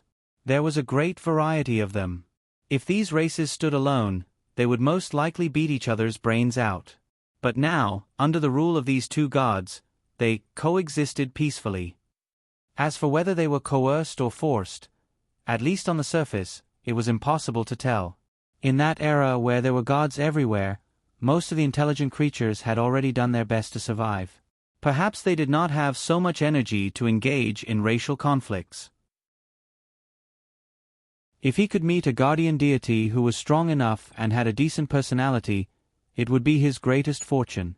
Obviously, although the sun-devouring divine lion and the moon-devouring divine wolf were beast gods, they didn't have bad personalities. They didn't eat humans, only livestock. They had little interest in gold and treasures, and they didn't like tall buildings covered in blood. They were completely different from humans and subhumans in terms of experience. Moreover, they were a pair of companions. They wouldn't become hysterical because of loneliness and emptiness like some gods. Moreover, they were powerful enough to provide protection to their followers. The only problem was that their nature as wild beasts made them need some hot blood as a tonic. They had a soft spot for gladiators. However, in that era, being able to obtain protection by paying such a price was something that many people could only wish for. Powerful beings walked all over the place, while weak beings struggled to survive in between the cracks. The law of the jungle was reflected to the extreme. However, when the twilight of the gods came, even powerful gods like the sun-devouring divine lion and the moon-devouring divine wolf couldn't resist the pollution and devouring from the abyss. Time passed in the dream. In the blink of an eye, 4 seasons had passed. Snakes appeared in the god kingdoms of the sun-devouring divine lion and the moon-devouring divine wolf. They first turned into humans, covered their eyes with bandages, and mixed in with the believers. Later, they moved people with wealth, divided them with words, spread rumors, and spread plagues, causing the god kingdom to gradually decay. As an oracle, Dake watched coldly from the perspective of an oracle. He watched chaos and plagues corrode the god kingdom, hunger and famine reap human lives, and watched the darkness and filth seep into the belief system of the god kingdom bit by bit. It seeped into the weak connection between the believers and the gods, accumulating little by little, becoming thicker and thicker, and finally turning into a deadly poison. He saw it all, but he didn't give any warning. Because he had long been contaminated and corroded. Although the gods at that time would build their god kingdoms and protect their believers, it was actually just a structure like a bandit leader building a stronghold to protect the bandits. As the bandit leader, the gods themselves didn't feel that there was any necessary connection between themselves and the bandits under them. Their strength came from themselves, and they didn't become gods through faith, nor did they have the concept of fire of faith. They also didn't expect that a virus would invade through this belief network that was useless to them, pollute, disintegrate, or even rob their divine right. When they realized it, the twilight of the gods had arrived, and the snakes from the abyss opened their mouths that were big enough to devour the world. The god kingdom collapsed in just one night. Countless snakes swarmed into the god kingdom. The contaminated believers clutched their throats in pain, and black snakes drilled out of their stomachs, bursting their throats and swallowing their brains. Heads crawled out of their mouths and joined the army of snakes. The entire god kingdom was drowned. At the last moment of doomsday, the oracle, who felt that something was stirring in his stomach, looked up at the sky with empty eyes. The fire clouds and ice and snow that seemed to divide the sky into two were rapidly approaching. As the masters of the god kingdom, the sun swallowing god lion and the moon swallowing god wolf finally arrived above the god kingdom. But the depths of their eyes had been eroded by darkness. The scene changed, and Dake suddenly woke up. Like most dreams, even if it was a lucid dream, he couldn't remember everything after waking up. Most of his remaining memories were standing in front of the statue of God, watching people come and go, and the changes of the world. But the epic shock of witnessing the rise and fall of a god kingdom still made him feel sad and lost, and he couldn't calm down for a long time. After a while, he turned his head and suddenly found that Olga had woken up and had been waiting by his side for a long time. He felt warm in his heart and subconsciously wanted to say something, but in the end, he just blurted out, "What time is it now?" Olga said softly, "A little after 4. "Okay," Dake responded and fell into silence again. He began to recall the details of the dream. The figures in the dream were quickly blurring, and only a few people who had deep contact with the oracle still had an impression of their appearances. But they were all dead people, and even if they left an impression, it was still useful. In his mind, he gradually recalled a snake exorcist named Sibila. Sibila was a young girl with brown skin. She couldn't speak and was mute, but she could play beautiful music with a flute. She kept a snake in a cage, and every time she played the flute, the snake in the cage would come out and twist its waist with the sound of the flute. As for her snake, it was a pitch-black, oily snake. Sibila. He said the girl's name in a low voice, deep in thought. Sibila. Aurora suddenly woke up. She also had the same dream, but in the dream, she played the role of a young girl named Sibila. The young girl admired the oracle named Bach from the bottom of her heart, but the oracle didn't care about her. She didn't feel depressed because of this, but went to the temple to pay her respects every morning, and looked at the oracle's face that seemed to never change. When the end of the world came and the god kingdom decayed, she wasn't swallowed by the snake like most of the believers, and her oil snake protected her. But everyone had to die, and Sibila was just an ordinary person. She witnessed the rise and fall of the god kingdom, witnessed the fall of God, and finally met her death in the ruins of the god kingdom. Lily rubbed her eyes, smacked her lips, and slowly woke up. In the dream, she played the role of a disciple of God, who always accompanied the oracle, Bach, and what she saw was almost exactly the same as Dake, who played the role of the oracle. After the three of them woke up, they looked at each other and immediately knew that they had all had a dream. The morning was cold, and everyone sat together, eating the porridge that Olga had made, and listening to Dake talk about the dream. Dake tried his best to explain it in detail, and Aurora and Professor Li would add a few words from time to time. Soon, everyone had an understanding of the origin of the temple. After listening, Olga said, "It seems that the oil snake was the snake of the snake-driving girl, Sibila?" Aurora nodded and said, "It should be. Although the oil snake became a lot bigger, I still remember the details of its appearance. I didn't expect that such a small oil snake could become so big after so many years. I'm afraid that while it was protecting the temple, it was also protected by the temple." Dake said, "The right hall was not destroyed by outsiders. The divine power in the two idols should have been absorbed by the oil snake, so it became so weak." Then he smiled and said, "Since it was Sibila's oil snake, can we use the flute to awaken and control it like Sibila?" Lily blinked and asked, "Didn't little Aurora play the role of Sibila in the dream? She should know how to do it, right?" Aurora furrowed her brows as she racked her brains. Dake couldn't help but laugh. "It was just a dream. How can I remember so much? When we go back, we can find some books about snake exorcists. Maybe we can learn something. I think this oil snake is more powerful than the Thunder Rock and the Earth Bear. Maybe it has the potential to become a divine beast." GGG. The toy chick expressed its dissatisfaction. But its protest was ineffective. The oil snake was so powerful that it could be seen with the naked eye. In fact, it had not only absorbed the divine power of the sun-devouring lion and the moon-devouring wolf, but it had also absorbed the power of those snakes. If it was cultivated properly, it could even become a divine beast like the sun-devouring lion and the moon-devouring wolf. Moreover, to a magus, the value of the oil snake was not limited to its own power. In this way, perhaps it was the biggest gain of Dake and the others after entering the temple. After talking about the oil snake, Dake and the others couldn't help but lead the topic to the fall of the kingdom of God.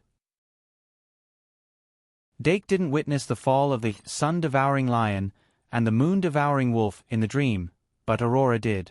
The sun-devouring lion and the moon-devouring wolf were indeed beasts that had become gods. When they showed their true forms, they were indomitable, as if they could devour the sun and the moon. However, after the kingdom of God was destroyed, countless black snakes gathered together under the control of the abyss and turned into a snake that was even larger than the sun-devouring lion and the moon-devouring wolf. That snake opened its huge mouth and swallowed the sun-devouring lion and the moon-devouring wolf. Then, the sun-swallowing divine lion and the moon-swallowing divine wolf manifested the sun and moon in the belly of the snake. The blazing sun and the bone-chilling silver moon burst open the belly of the snake, and the sun-swallowing divine lion and the moon-swallowing divine wolf roared out. But after that, the sun-devouring lion and the moon-devouring wolf didn't counterattack. Instead, they fled in panic. From the perspective of an ordinary human, they couldn't see what had happened to the sun-devouring lion and the moon-devouring wolf, but they were obviously terrified and didn't have any thoughts of counterattacking. This was extremely inconceivable to a god that had become a beast. I wonder which era is the kingdom of God we saw in our dreams?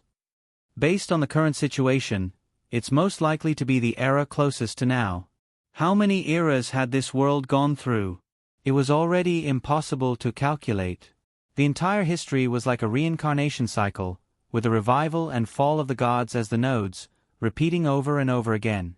Normally, humans would call the era after the dusk of the gods a new era. Then, the sun-devouring lion and the moon-devouring wolf were most likely gods from the previous era. Speaking of this, they had to face a problem. How did the previous era end? Originally, they didn't know anything about this problem, but now they were more or less aware of it. The snake that they saw in their dream might be one of the reasons. But it didn't make much sense to talk about those things from their current point of view. Therefore, they could only put it aside for the time being. After the discussion, everyone became excited again and prepared to go to the last temple. Perhaps they could find more clues related to the snake there. But before they set off, they didn't forget about the god statue in the right hall. Dake took out a pen and paper and asked Aurora to make a brief explanation on the paper and a map. There were a total of 3 copies. Then, Professor Lily summoned 3 little fairy magic elves and sent the 3 copies of the letter to the entrance of the temple, Exploration Team Number 9, or other teams. The people who received the letter would naturally think of a way to dispatch people to move the 2 god statues here. After doing this, everyone set off again. But what they saw in their dream did affect them. Even Professor Lily didn't rush around recklessly and seemed to be more cautious. But in this temple, there were indeed no traps or obstacles that could stop them. So, after more than 3 hours, they finally arrived at their final destination. Found it! On the cliff, Professor Lily flew in the air and covered his forehead with his small hands as he looked down. Less than 100 meters away, a temple directly facing them appeared in his field of vision. Dake quickly followed and observed carefully. He found that the temple was majestic and magnificent, far larger than the previous 3 temples. If he hadn't had the dream last night, he would probably have thought that it was the back hall. But at this moment, he was very clear that this temple was the central temple of the entire God's kingdom. I didn't expect it to be like this. Dake observed the surroundings of the temple and couldn't help but sigh. As far as he could see, more than half of the central temple was hidden in the rock wall, and outside the walls on both sides of the temple were steep rock walls that stretched as far as the eye could see. It could be seen that although the temple in front of him was located in the center of the God's kingdom, it was the deepest part of the temple under the Freedom Capital. This meant that the entire God's kingdom was divided into 2. The other half might be somewhere else, or it might have long disappeared in the dust of history. As for the temple that remained under the City of Freedom, it was only the part that was similar to the inner city of the remaining half. Let's rest for a while before going down. Dake raised his hand and suggested. This time, no one objected. Everyone rested on the spot and began to summon the magic elves that could be used. In addition to the fantasy fairy dragon that had always been by his side, Professor Lily summoned a large number of fairies in one go. After these fairies received the order, they flew in all directions like a swarm of little bees to investigate the situation. On the other hand, Dark summoned the Single Scabbard and Baluto Duolong. Olga and Engra immediately began to dress up. About 10 minutes later, everyone landed on the flat ground from the cliff, and Professor Lily's fairies sent back the information they had gathered. Apart from the central temple that couldn't be entered, there was no danger within a radius of nearly 1,000 meters. The central temple in front of them didn't emit any dangerous aura like the right temple. Everything was very peaceful, at least on the surface. Dake walked forward, his mind slowly recalling what he saw in the dream. The Oracle Bach he played in the dream was the only oracle in the kingdom of God. The apostles under him were all apostles of God, which was a lower position than the oracle. Bach had spent most of his life in the central palace. He was more familiar with this temple than anyone else. Thanks to him, Dake had a deeper impression of this central temple than other places. But the temple in front of him was completely different from the one he was familiar with. The walls of the entire temple were covered by a black substance. In front of the door was a pitch-black quagmire, but it was obvious that it had solidified. A faint black fog floated in the air, emitting a pungent smell. Olga, who was wearing the Ares Temple's holy legacy, walked forward. The magic card in her hand released a pure white light, purifying and dispersing the black fog that might be poisonous. Angra stomped his foot, and water gushed out, covering the pitch-black quagmire. It quickly froze and turned into an ice bridge. Dake and the others walked across the ice bridge and finally arrived in front of the central temple. The stone statues that should have stood on both sides of the temple door had long disappeared, and only half of the temple door remained. But the pitch-black substance that covered the door was extremely filthy. The fairies summoned by Professor Li tried to pass through it, but they were contaminated and disappeared. This black substance should be of the same origin as those snakes. Dake observed for a moment, then said, "Break the door open." "Okay," Olga responded. She raised her hand, condensed a light sword at the top of the warhammer, and swung it at the temple door. Boom! The black substance on the temple door was erased by the light sword, and a long sword mark appeared on the door wall. Olga's expression did not change, and she continued to attack. After a few strikes, the door wall was broken, and the interior of the central temple was revealed. Almost at the same time, the black fog spewed out, but it was purified by the light in the blink of an eye. Professor Li waved his hand, and a group of fairies that emitted white light burrowed into the temple. They lit up the interior of the temple like balls of light, and then the interior was reflected in everyone's eyes. The interior of the temple was very dilapidated as expected. There were signs of collapse and corrosion everywhere, and the pitch-black substance was everywhere. Some were piled up in the corners, some fell from the ceiling, and some hung in the corners like spider webs. In front of them, the giant statues that they saw in their dreams were still on the high platform, but the upper half of the two statues had been corroded, leaving only the lower half covered by the pitch-black substance. Everyone's faces were filled with confusion. Fantasy Beast, goddess of the mind's eye, pushed its bangs aside and opened the third eye on its forehead, shooting out a divine light in front of it. After a while, it closed its eyes and said, "Although it's been destroyed, there are indeed remnants of weak divine power and divinity." Also, in the corroded moonwolf statue, there is still a trace of divinity that belongs to the moon god. Dake nodded, but did not enter easily. The situation in this temple was somewhat strange. As the saying goes, if things are abnormal, there must be something wrong. Even the two temples in front of them were dangerous, so it was strange that the interior of this temple was so quiet. But after a moment of careful observation, he did not find anything strange. After Professor Li Li's fairies entered the temple, they began to investigate everywhere. They even went above the ceiling and below the floor, but they did not find anything. Dake and the others had to face reality. In this temple, it seemed that there were no dangerous things like the divine guardian skeleton and the oil snake. "I'll go take a look first," Li Li could not help but say immediately. Dake and the others could not see anything, so they could only tell her to be careful. Li Li rode the fantasy fairy dragon and flew into the temple. The place where the temple and the door of the temple met was the hall used to worship the gods. The hall had 3 doors, and behind the hall were the various residences. Li Li entered, circled around the temple, and came to the 2 statues to observe for a while. After a while, she waved to the people outside the door. The people outside the door looked at each other, and then entered the temple one by one. They still did not sense any dangerous aura. Dake passed through the temple that he had seen in his dreams for decades, carefully came behind the 2 statues, and then waved to the moon god's soul. The moon god's soul immediately flew forward and absorbed the remaining trace of divinity in the moon-devouring wolf god statue. Moon god, 3%. Moon god, 4%. 4%. The moon god's soul was very excited. But that unsettling and strange aura was getting stronger and stronger. Suddenly, Dake's eyelids twitched. Without any warning, the light was taken away. The fairies flying in the air did not make any noise. The white light they emitted still illuminated the temple that had been buried underground for many years. However, all the sentient creatures standing in the hall had been swallowed up by the darkness. The fear brought about by that sudden change was almost suffocating.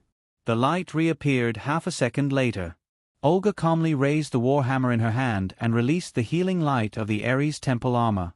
The healing light dispelled the darkness within a 1-meter radius and illuminated the faces of the people around her. The sound that disappeared at the same time as the light suddenly returned. But a 1-meter radius was too small. Only Dake, Aurora, the moon god's soul, and the fantasy beast, goddess of the heart's eye were in this area. Li Li flew in the front, and Engra flew behind. Antibird, Little Demon Beast, Little Magnetic Monster, and Toy Chick, who had been sitting on the heavy armored rhino's back, were further to the side. Screams suddenly entered his ears after that. It was the little antibird that instinctively flew towards Dark the moment it lost its light. Bam! It hit the back of Dark's head. Then, Little Magnetic Monster and Little Demon Beast flew over in a panic and landed on Dake's shoulders. Then, Angra and Li Li also squeezed in. The 2 of them sighed in relief at the same time. "My connection with the magical fairies has been cut off," Professor Li Li said immediately after squeezing in. Aurora and the others frowned and then nodded. "It seems that we are no longer in the temple." Li Li made an extremely decisive judgment. But just as she finished speaking, she suddenly looked at Little Demon Beast and asked doubtfully, "Are the familiars different?" The familiars summoned by the school card were naturally a type of magical fairy. Little Demon Beast bared its teeth at her. Dake quickly said, "It seems that this place can only accept intelligent creatures. I haven't lost contact with my Dolan Baluto." Aurora reached out and took out the flaming sun elf. The elemental elf is also here. Olga waved the warhammer in her hand and said, "The armor hasn't disappeared either." Lily immediately took out a magical fairy card from her card bag and summoned it normally. But after her normal summoning spell was successfully released, the magical fairy in her hand was indeed glowing, but the magical fairy that appeared was not in front of her. She grinned and said, "It seems that only magical fairies will disappear." Dake guessed, "The armor can be brought in because it is treated as the same as clothes, right? And the weapon hasn't disappeared." Lily nodded and said, "Yes. It wasn't targeted at the magical fairy, but the magical fairy was indeed injured by accident. What should we do next?" Olga whispered, "My healing light is a secret technique of the Ares armor, and it consumes a lot of energy." Dake and Professor Li had seen her use this healing light to revive the body of the god of wisdom, so they were very clear about it. Dake said, "Olga can't last for too long. We have to find a substitute light source, or quickly solve the problem before her magic is exhausted. But that's very difficult. The range that Olga's healing light can illuminate is too small. And a substitute light source." His gaze quickly fell on the flaming sun elf in Aurora's hand. Aurora's heart stirred, and she threw the flaming sun elf up. This little elemental elf flew up, and the red light it released left the range of the healing light, dispelling more darkness as expected. Although it could illuminate a smaller range than the healing light, with a radius of less than half a meter, it was still a relief to have a substitute and lasting light source. After all, humans were living under the sun and had an innate fear of darkness. After calming down a little, Dake immediately woke up his flaming sun elf. After leaving the front hall, his flaming sun elf had gone back to sleep, but because he hadn't fed Pride more, it slept very lightly, and such a light touch could wake it up. "Fortunately, we have 2 flaming sun elves," Dake said. Lily immediately suggested, "We can send one of them to investigate." "That's a good idea." Dake stretched out his hand, and the flaming sun elf released more red light at his signal. That red light almost instantly surpassed Olga's healing light, illuminating the space with a radius of 3 meters.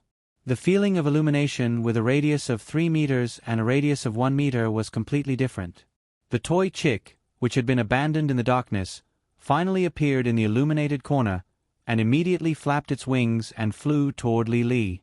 Everyone, including Dake himself, was slightly surprised. Of course, there was also some joy. This was no doubt a rather surprising result. And the appearance of this result gave Dake a new idea. He took out Illusory Beast, Ibu, from his card bag, and first summoned it.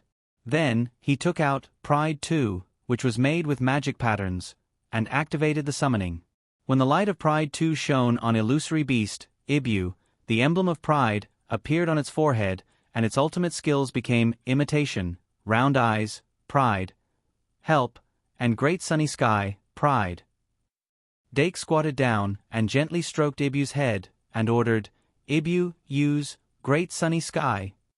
Squeak, Ibu let out an excited cry, and immediately looked up to the sky, and released its field skill, Great Sunny Sky, Pride.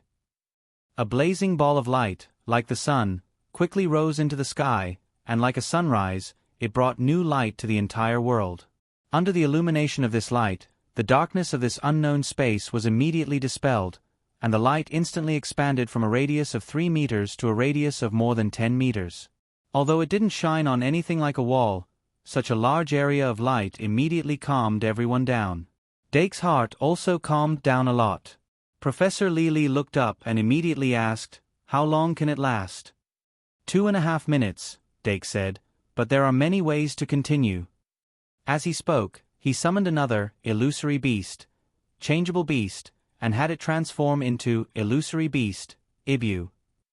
When this Illusory Beast, Changeable Beast, released Great Sunny Sky, Pride, he could also summon a new Illusory Beast, Ibu, in advance, and order it to use Imitation to record Great Sunny Sky, Pride. Thanks to his research on the second refinement, Dake had enough Illusory Beast, Ibu, and Illusory Beast, Changeable Beast, in his hands to create a seamless connection. Moreover, other than Great Sunny Sky, Pride, he also had other methods. but let's not talk about them for now. Great Sunny Sky, pride, wasn't perfect, and its flaw was that the light it released couldn't be moved. Therefore, for normal illumination, he still needed to use the flaming sun elf. Since we can ensure the light source, let's start exploring. Professor Li threw the toy chick away and immediately waved her hand. There was a hint of excitement in her voice. Perhaps to her, being brought here from the central temple by an unknown force was just a change of adventure zone, but it had become more interesting. Perhaps influenced by her emotions, the rest of the people also became excited. Dake said, "Let's look at the border and see if there's a door." Everyone agreed, and they immediately took action. After just a few minutes, they had a more detailed understanding of the area they were in. Based on the information we just obtained, we should have been brought to a roughly square space. This space is about 20 meters in length and width, and Great Sunny Sky can't illuminate the border because we're in the center. There are no landmarks in this space, and there's no danger.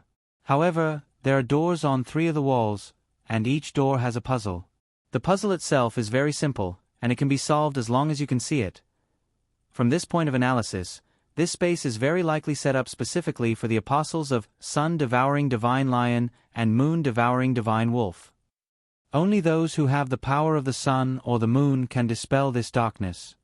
According to this logic, this isn't necessarily a dangerous place. The question now is, which door should we choose? After Dake finished speaking, he looked at everyone. 3 doors, 3 oracles. If this space was indeed not a dangerous place, then it was most reasonable for each person to choose 1 door. However, the reality was that they didn't know where this place was. Even though the 3 of them had a very long lucid dream, they had forgotten most of the things after waking up, and the 3 of them had no impression of this space. Therefore, they couldn't take the risk separately. Maybe we can analyze the information behind each door from the puzzles? Li suggested.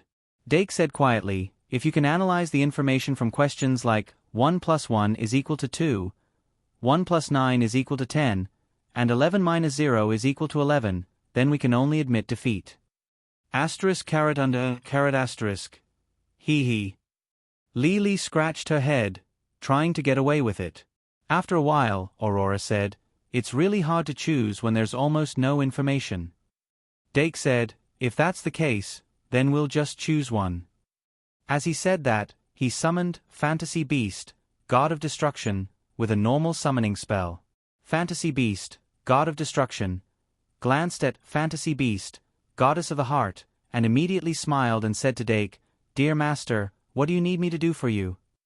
Dake smiled. Use your Annihilation Proclamation to make a prophecy. Which of the 3 directions should we go in? Fantasy Beast, God of Destruction, was stunned for a moment, and it took a while to understand what Dake meant. Then, it pretended to point in a direction. Dake, okay, eliminate one option. Fantasy Beast, God of Destruction. Dake, choose one of the 2 remaining directions. Fantasy Beast, God of Destruction. After a while, Dake and the others came to one of the doors.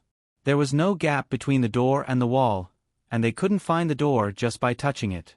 On the door, there was a number written in that era. 11 to 0 equals. If it weren't for the lucid dream, Dake and the others wouldn't even be able to recognize these numbers, let alone say it.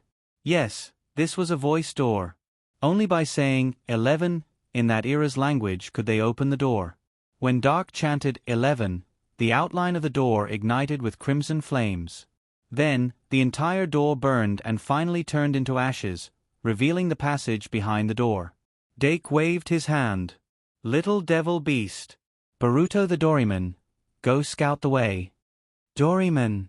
Baruto the Doryman immediately obeyed and entered the passage. Little Devil Beast pouted, and it subconsciously tightened its grip on Dake's shoulder. After that, the group carefully entered the passage and moved forward. About 5 minutes later, they passed through the passage and arrived at the second room. If the first room was used to confirm the identity of the person who entered, then the second room was used to confirm the ability of the person who entered. Dark and the others had encountered a living, divine guardian clan, and there were 3 of them at the same time. Among the 3 divine guardians, 2 of them were the same size as the skeleton they had encountered in the left hall, while the other one was much larger than the skeleton. Is it because all 3 of them entered the same passage? Dake thought for a moment, and immediately ordered Illusionary Beast, Ever-Changing Beast, to use Great Sunny Day, Pride. Illusionary Beast, Ever-Changing Beast, released a ball of light that dispersed the darkness in an instant. Dake attached Moon God's soul eye to himself, and he immediately evolved into Moon God. However, Li and Olga were faster than him. Olga put on the Ares sacred armor, and rushed towards the largest, divine guardian. Li also took out an armed card, waved the colorful wand that she obtained after the arm transformation, and rushed forward excitedly. Dake's mouth twitched, and he pulled out his holy sword and rushed towards the last divine guardian. There was no suspense. Although the 3 divine guardians were able to unleash a power that the skeleton didn't possess, they were still quickly killed. The next door opened. Illusionary Beast, Goddess of the Heart, frowned. Behind the door, divine power rippled, and it was extremely terrifying. I've finally finished writing. I always wanted to write faster, but I can't write faster just because I want to. Sigh, I can only rely on time. Continue to ask for votes. Chapter 782. Boom. The corpses of the 3 divine guardians suddenly burst into flames and were burned to ashes in an instant. Dake took half a step back and heard the sound of a mechanism turning. He summoned the flaming sun elf, and the blazing flames lit up the wall that the great sunny sky, Pride, couldn't reach. A 2-meter-thick boulder was slowly rising, revealing the dark tunnel behind it. The divine power coming from the depths of the tunnel was shockingly dense. Dake couldn't help but frown. Is this really the space created by the sun god and the moon god? Although the layout of this space was very dangerous for those who couldn't control the power of the sun or the moon, it was still very dangerous for those who could control the power of the sun or the moon. Not to mention the questions in the first room that required one to understand the language of that era, the divine guardians in the second room weren't something that ordinary people could defeat. But thinking about it carefully, if the person who entered this room was a real God's messenger or disciple, then the divine guardians might become very friendly. The layout of these 2 rooms seemed to be confirming whether the person who entered was an apostle of the God of blazing sun and rising sun, or the God of ice and eternal moon. If one continued to think about it with this logic, remember the website, Vipkanchu, VIP. The next room might contain the items that the God of blazing sun and rising sun, or the God of ice and eternal moon, left for their apostles. If that's the case, then I'm looking forward to it. Dake said his thoughts one by one, and everyone felt that it was possible. They couldn't help but guess what the items left behind by the God of blazing sun and rising sun, or the God of ice and eternal moon were. I can feel the divine power rippling there, and it's extremely terrifying. The Goddess of Heart's Eyes was the first to express her opinion. Maybe it's the remains of the God of blazing sun and rising sun, or the God of ice and eternal moon. That's also a possibility, Aurora said seriously. But I think it's more likely that it's a divine artifact. After all, it's something left behind for their apostles.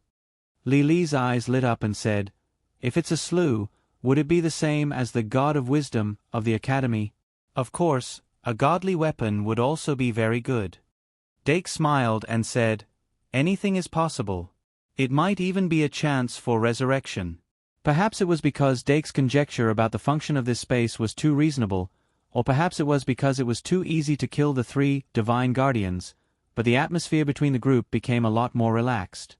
Everyone chatted and laughed as they passed through the passageway behind the stone door and arrived at the 3rd and final room. What had suddenly appeared before them was indeed a shed skin. However, they were not the remains of the God of fire and rising sun and the God of ice and eternal moon, but Dake abruptly raised his head and saw the remains of a giant snake that was even larger than the previous oil snake. The snake's head alone was as big as a house. It was more than 10 meters tall when it was coiled on the ground, and its entire body was at least 200 meters long. Its head rested on the ground, its eyes closed, and it wasn't breathing at all. However, its body emitted a faint light that chased away the darkness in the third room. The third room was extremely large, and it didn't seem crowded at all even with such a giant snake in it. Dake and the others suddenly stopped as soon as they came out of the passageway. Their faces were filled with vigilance and they immediately prepared to defend or attack, but nothing happened. One of the reasons why they weren't too nervous was that the skin of this giant snake wasn't pitch black. Although it sounded a bit strange, it was extremely important. Because whether it was the snakes they encountered after entering the temple or the snakes they saw in their dreams, they were all black snakes. Speaking of which, the gods worshipped in this temple were lions and wolves, but the ones they encountered the most were snakes. Even the slough hidden in this mysterious space was a snake slough. Dake adjusted his breathing and carefully observed the giant snake slough. First of all, the divine power they sensed should have come from this giant snake slough. Secondly, the giant snake's body was red with a white belly and blue stripes. The entire color scheme was very bright and beautiful. Dake consciously looked at the snake's head, but he didn't see any horns, protrusions. Finally, he sensed the presence of both the sun and the moon on this giant snake's body. The group stood at the entrance of the passageway for more than 2 minutes. After making sure that the giant snake didn't show any signs of coming back to life, they carefully moved. Although the light from the giant snake's body chased away the darkness around it, it didn't light up the entire room. Dake transferred the consciousness of EV and the shape-shifting monster so that the new illusory beast, EV, and illusory beast, shape-shifting monster, gained sentience. Then, he used imitation and nightmare transformation to release Great Sunny Day, Pride, to light up every corner of the room. After spending some time like this, he found a stone slab near the giant snake's tail. There was a paragraph of text written in the language of that era on the stone slab. However, words were different from numbers.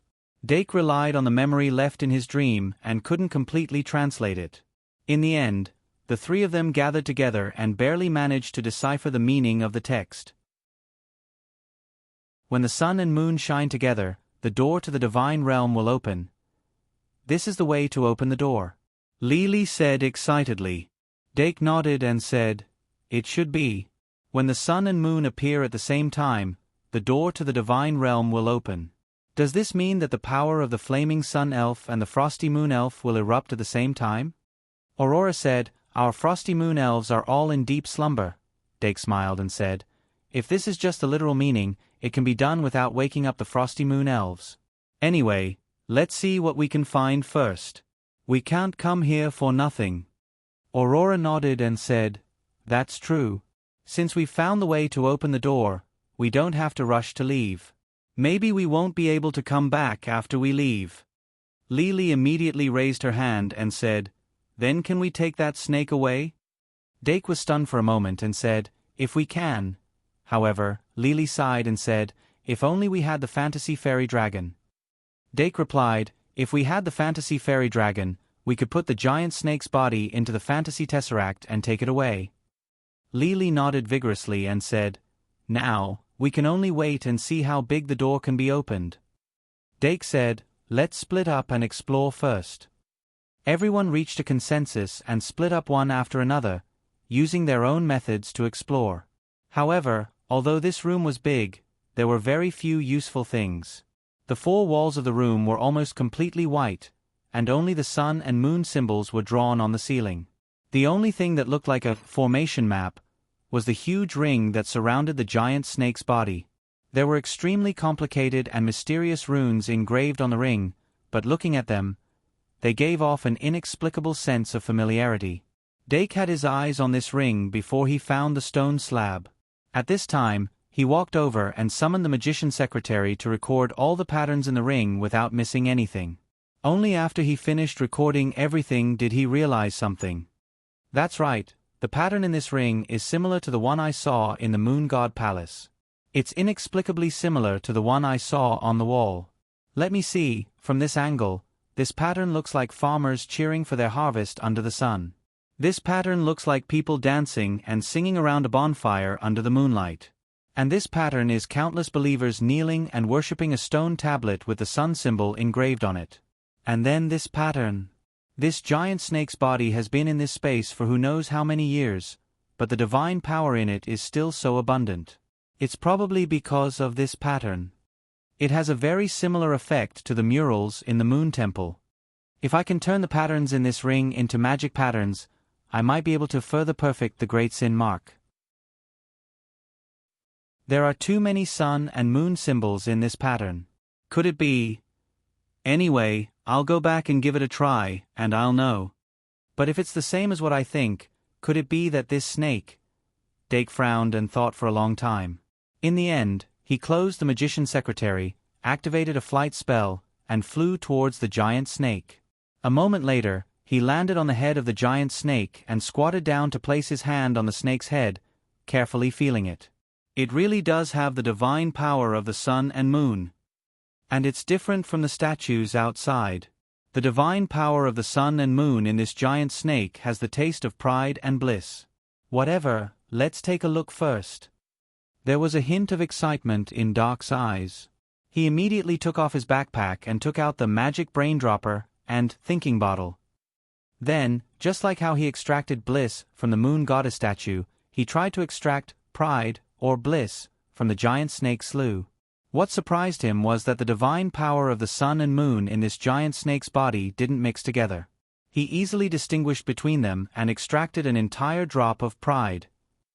This was the first time he extracted pride from a place outside of his mind.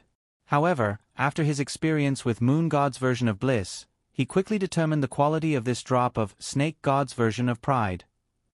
Even though the divine power within the serpent's body was vast, the quality of the pride extracted from it wasn't any better than Elysian bliss.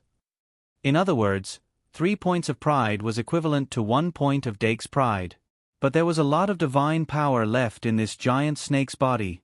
But after he extracted a drop of pride and sensed it, he couldn't help but frown. This drop of snake god version of pride gave him a bad feeling. Although the moon goddess's version of bliss that he had drawn from the moon goddess statue was also uncontrollable, it was actually a relatively mild type in nature. But within this drop of pride, there was an indescribable primitive and ferocious aura. Just as Dake was thinking carefully, the moon god's soul flew up from below. He asked, "You don't have it?" The moon god's soul shook its head dejectedly. "No." Dake comforted it. "There's nothing we can do about it. Maybe it's been too long, or maybe it was extracted by someone, or maybe it didn't have any divine power in the first place." Dake frowned and thought of a possibility. Could this giant snake be an ancient life form that was born with the power of the sun and moon? And not a divine beast like the sun-swallowing divine lion and the moon-swallowing divine wolf that became gods? In the end, why would the sun-swallowing divine lion and the moon-swallowing divine wolf leave such a giant snake's body in this so-called divine realm? This giant snake has both the power of the sun and the moon, but the sun-swallowing divine lion and the moon-swallowing divine wolf only have 1 power each. No matter how you look at it, this giant snake status should be higher than the sun-swallowing divine lion and the moon-swallowing divine wolf. If that's the case, this giant snake is the sun-swallowing divine lion and the moon-swallowing divine wolf's elder? Thinking of this, Dake subconsciously shook his head and murmured, "Looking at the current situation, it's more likely that the sun-swallowing divine lion and the moon-swallowing divine wolf obtained the divine power of the sun and moon from this giant snake's body. From there, they gradually gained divine power and created divine personas. If that's the case, we have to think of a way to bring this giant snake's body out." What's Lily doing? Dake's eyelids twitched, and he suddenly stood up to look. At this time, Professor Li was flying from below to the giant snake's left eye. As she was too close to the snake's eye, Dake couldn't see what she was doing for a moment. He walked to the edge of the snake's head and bent down to look down. "Hey!" Professor Li suddenly exerted force and lifted the giant snake's left eyelid, revealing a huge snake eye. Snakes don't have eyelids, but this snake is not the same snake. Almost as soon as she lifted the eyelid, a golden-orange light shone out. When it was lifted all at once, the snake's opened eyes were like a big sun, shining with endless light. Lily was not frightened at all. Instead, she was even more excited. Dake narrowed his eyes slightly and saw her quickly fly to the other side, lifting the giant snake's right eyelid again. Suddenly, the cold moonlight shone from the snake's right eye, illuminating the other half of the room. The left eye hides the sun, and the right eye hides the moon. Even the torch dragon is nothing more than this. Dake sighed in his heart, but he suddenly felt the vibration under his feet, and his expression changed. However, he quickly calmed down. It was not that the giant snake had suddenly come to life, but that the door to the divine domain had opened. The sun and the moon shone together.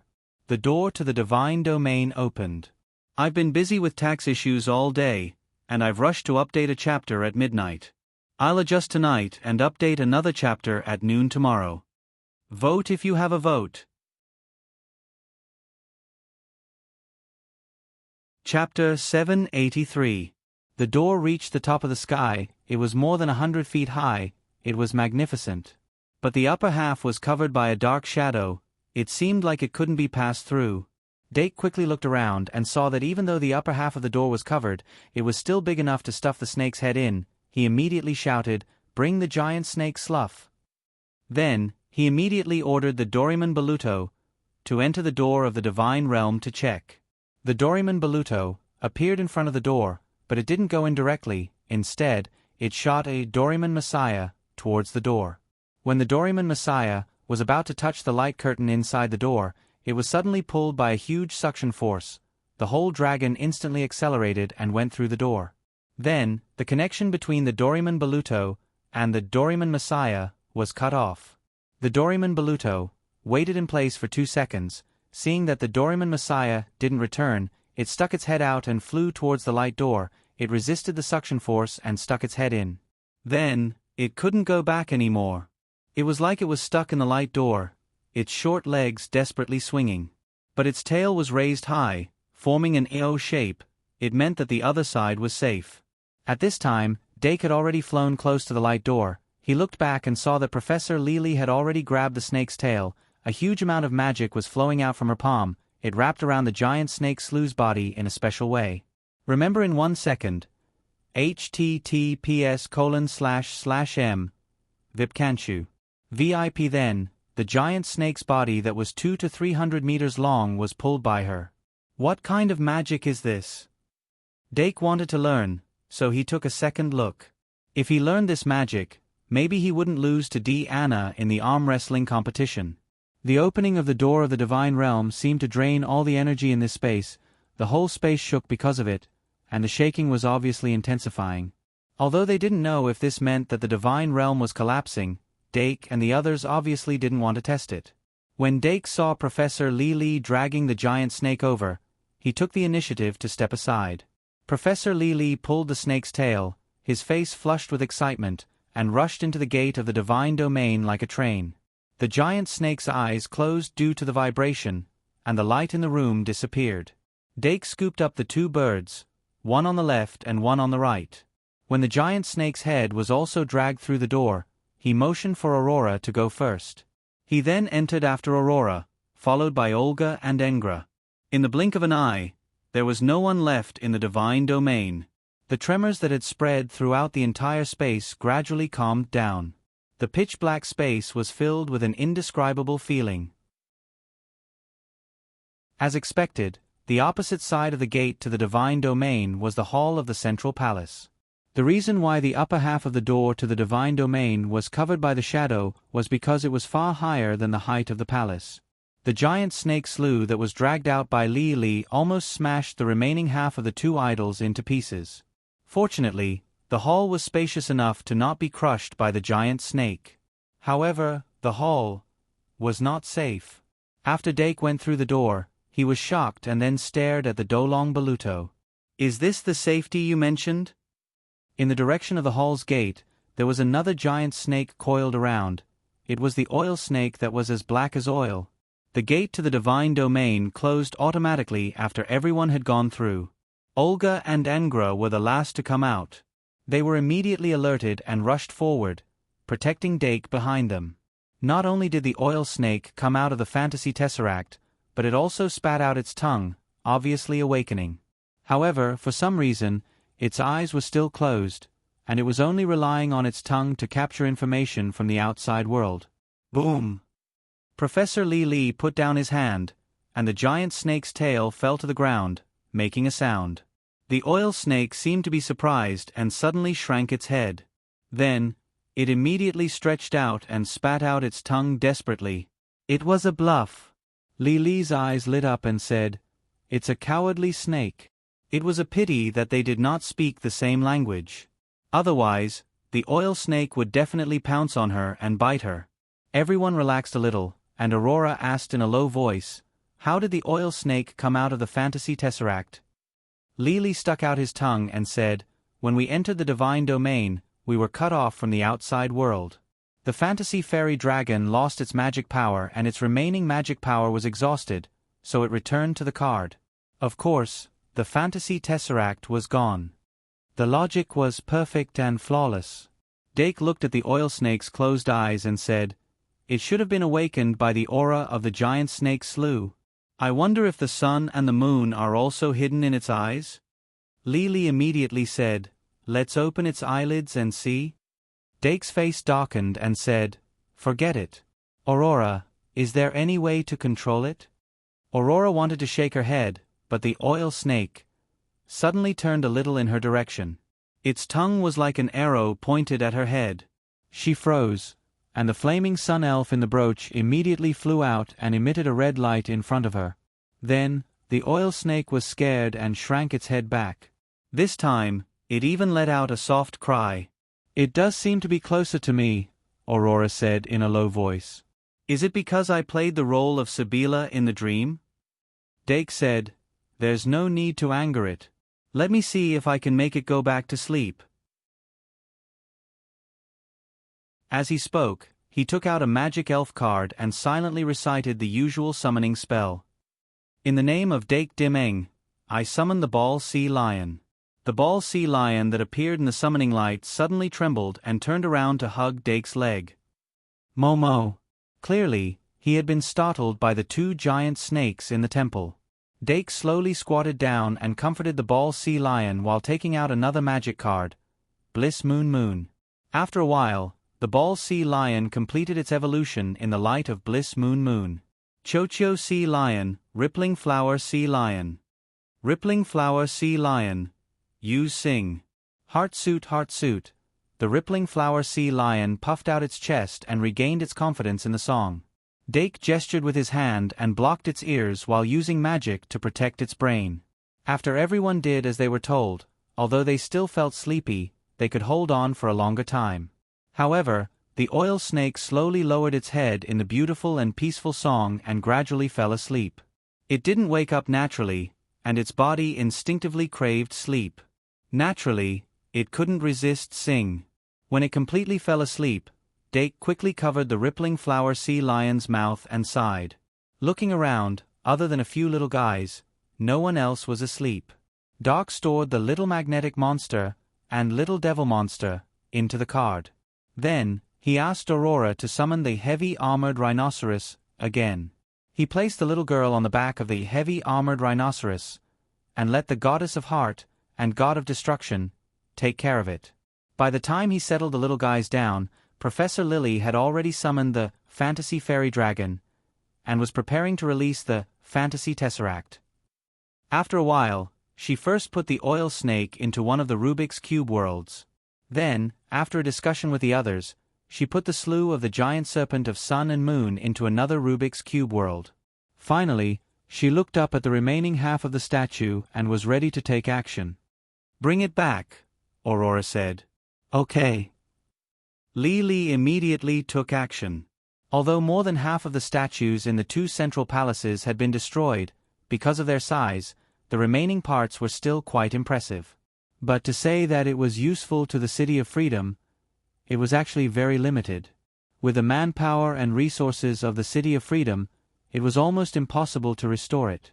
Forcing it to stay here could only be used as a scenic spot. So the only thing that was useful was the two complete statues in the right temple. In summary, Rather than letting the two statues continue to grow grass here, it was better to send them to the Shang Malian Academy.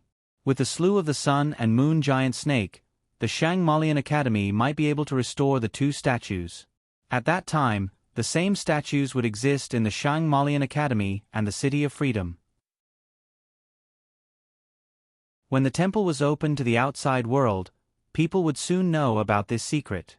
This was equivalent to establishing an invisible link between the Shang Malian Academy and the City of Freedom. As the black substance in the temple was too much of an eyesore, they quickly left after digging out almost everything in the temple and returned to the cliff from before. After that, they set up the stove and started cooking. After lunch, they took a short break, and the group set off again. But this time, they were going back.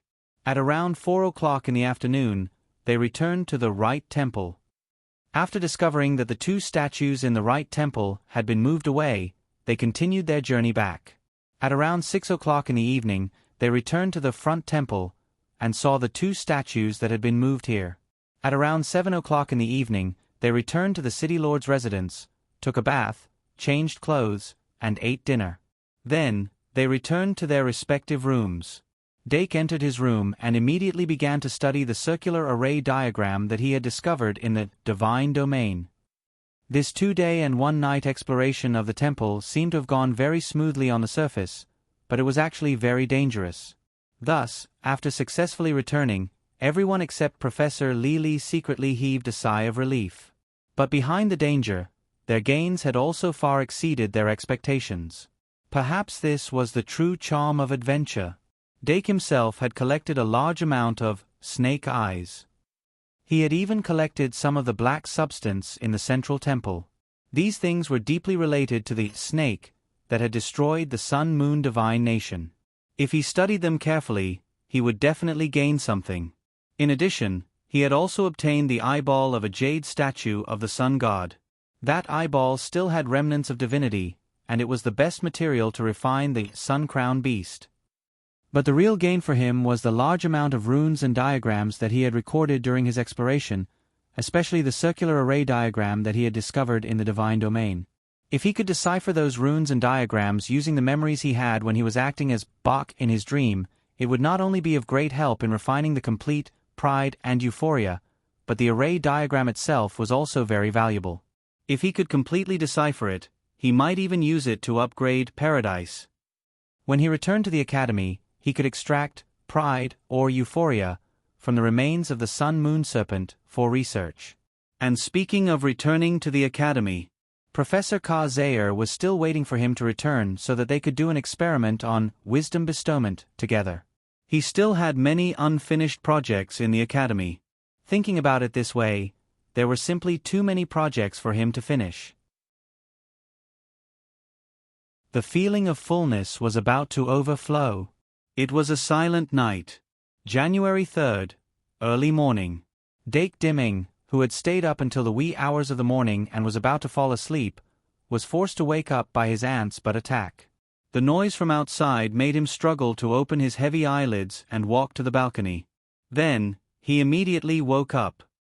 He saw that in the open space of the Castellan mansion, Lili was laughing and showing off her harvest to Castellan Mentefali and Professor Midya, the oil snake, that was still in a deep sleep. The little demon beast that had left the room at some point was actually standing on her shoulder and laughing with her. Thinking about it carefully, Professor Li and the little demon beast's personalities were surprisingly compatible. Dake rubbed his head and felt a headache. Although this oil snake was visibly timid, the power contained in its body was real. If it was accidentally awakened, at least the Castellan mansion wouldn't be able to escape the fate of destruction. Aunt Suna and Professor Midya are really careless. He shook his head and turned back to his room to brush his teeth and wash his face. In the end, Professor Li didn't take out the giant sun-moon snake shell to show off. This was probably a blessing in disguise. However, when she showed off the frost moon elf, Professor Midya and Castellan Mentefali took the initiative. Professor Midya wanted an frost moon elf, while Castellan Mentefali was very interested in the bliss that could make the frost moon elf transform. Of course, what she wanted was pride. There was pride in the giant sun-moon snake shell, but Dake didn't recommend using that kind of pride to feed the Frost Moon Elf. Therefore, when Castellan Mentefali came to his door, he gave her his pride. Yesterday, in the divine realm, his pride and greed both increased slightly. In the end, he chose to draw 2 points of pride. Those 2 points of pride were originally used to compare with Snake God's version of pride. Now, they were given to Castellan Mentefali. Because he obtained a lot of benefits from the temple, Dake didn't think of returning the favor. However, when Castellan Mentefali left, for some reason, she said something incomprehensible like, "I even gave you my little moon." After that, Dake took Professor Midya to the temple to get an Frost Moon Elf egg to help her hatch and accelerate the transformation. Professor Midya, on the other hand, suddenly conjured a magical animal and gave it to him in exchange. Try to update the next chapter before 12 p.m. I beg for monthly votes.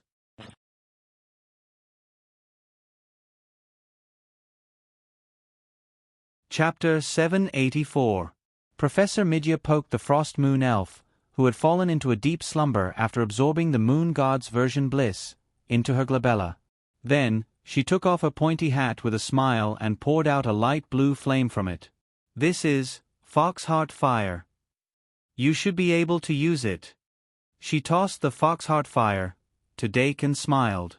Dake reached out and caught it. He was shocked. "Professor, where did you find this?" Professor Midya said, "I walked west for dozens of miles before I finally found it. Of course, the 2 largest ones have been used as substitutes for Black Beast." Foxheart Fire was a type of ghost fire. According to legend, it was a fire formed by the soul of a fox. Therefore, it did not have any temperature. After it calmed down, it looked like a blue fox with only a head and a tail. As a very famous magical animal, Foxheart Fire not only had the ability of a normal ghost, but it could also ignite the flame in a human's heart and restore the fighting spirit of a dispirited person. It could also make an excited person even more excited, and make an angry person even angrier. In short, it was a magical animal that was born with the ability to use the power of the mind. Professor Midya obviously knew that he was researching the power of the mind, and Foxheart Fire could help beginners familiarize themselves with and master the power of the mind faster. However, the effect of Foxheart Fire on Dake was actually greater than what Professor Midya had predicted. With the help of Foxheart Fire, Dake would be able to master the first and second chapters of Magic Fire faster. Moreover, Foxheart Fire was a type of creature that could split and reproduce. As long as it was cultivated properly, it could split into a new Foxheart Fire. Website: https://m Vipkanchu. VIP. Therefore, it was possible to occasionally cut out a little bit of the fire to use in magic refining. A super-type plus ghost-type material like this was something that could only be found by chance. Dake looked at the small Foxheart Fire in his hand, and the image of Kathy appeared in his mind. Kathy was a super-type fox-shaped dream that had the ability to teleport. However, this Foxheart Fire is still too small. I have to raise it a little bigger. Dake tapped the head of the Foxheart Fire and smiled at Professor Midya. "Can this Foxheart Fire be used as a substitute for the Black Beast?" Professor Midya shrugged and said, "Actually, it's very difficult, but we can only use it for now." In any case, the Foxheart Fire was the same as the Black Beast, in that it could change its form at will. Furthermore, it could fly and run. The bigger Foxheart Fire was not slow in terms of speed, so it was quite convenient to feed it. Other than not being able to enter the water, there aren't many shortcomings. Dake smiled and said, "Since we have a seat, shall we take the carriage back tomorrow?" Professor Midya blinked and said, "I think so too. Let those flying dragons follow behind the carriage and eat the wind." "All right, aren't you going out today?" "Yesterday, I seem to have seen the adventurers we met on the Black Plains." Dake shook his head and said, "We'll meet if we're fated. We'll see in the future. Today, I have a topic that I want to study." Professor Midya sighed and said, "At your age, you should play to your heart's content." Dake smiled and said, "To be honest, I've played to my heart's content these past few days. It's time to settle down. We'll set off tomorrow and arrive the day after tomorrow for the opening ceremony. Speaking of the opening ceremony, have you thought about getting a place in the Golden Cup? Professor Midya raised her finger and pressed the corner of her mouth. She raised her eyes and looked up. Oh right, there's also the Easter Duel Festival. That was your idea. Are you going to win the championship this year? Dake restrained his smile and said indifferently, I'll try my best to win the Golden Cup. As for the Easter Duel Festival, I can participate, but there's no need to compete. Professor Midya said, That's true. According to last year's rules, the Easter Duel Festival has the 1st to 3rd years in one group, and the 4th to 6th years in the other. You're a 2nd year, so you can only participate in the lower year group. It's really meaningless. Dake said, That's more or less what I mean. But this year, I want to compete for the school championship. Professor Midya's eyes lit up and said, That's right. Young people should be driven. Do your best, I have faith in you. Thank you, Dake said. If there's nothing else, I'll go back and continue my research. Professor Midya waved her hand and let him go. On the last day of his stay in the Freedom City, Dake spent it in research. But that night, he finally had the long-awaited supper of Aurora. It could be said that this holiday trip was very successful. Early the next morning, Dake and the others who were ready sat in Professor Midya's pumpkin carriage. 2 horse-sized fox heart fires floated in front of the carriage, emitting a faint blue light. The people who came to send them off were Mayor Montearfali, Tiger and the other higher-ups of the Freedom City. These higher-ups were very grateful to the people from the Shang Malian Academy, but most of their gratitude had already been expressed when Professor Shi Erfu and the others left. Now, they were probably just here to send Aurora off.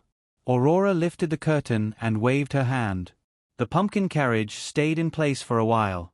After she said goodbye to her mother, it slowly flew up.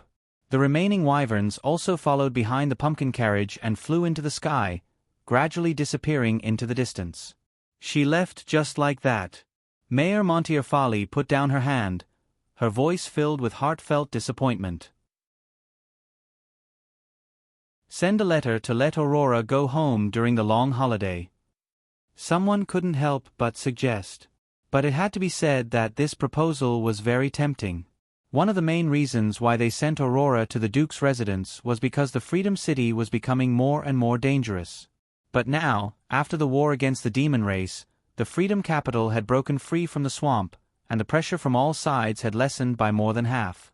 At this time, the reason for letting Aurora go back to the Duke's residence during the holiday seemed untenable.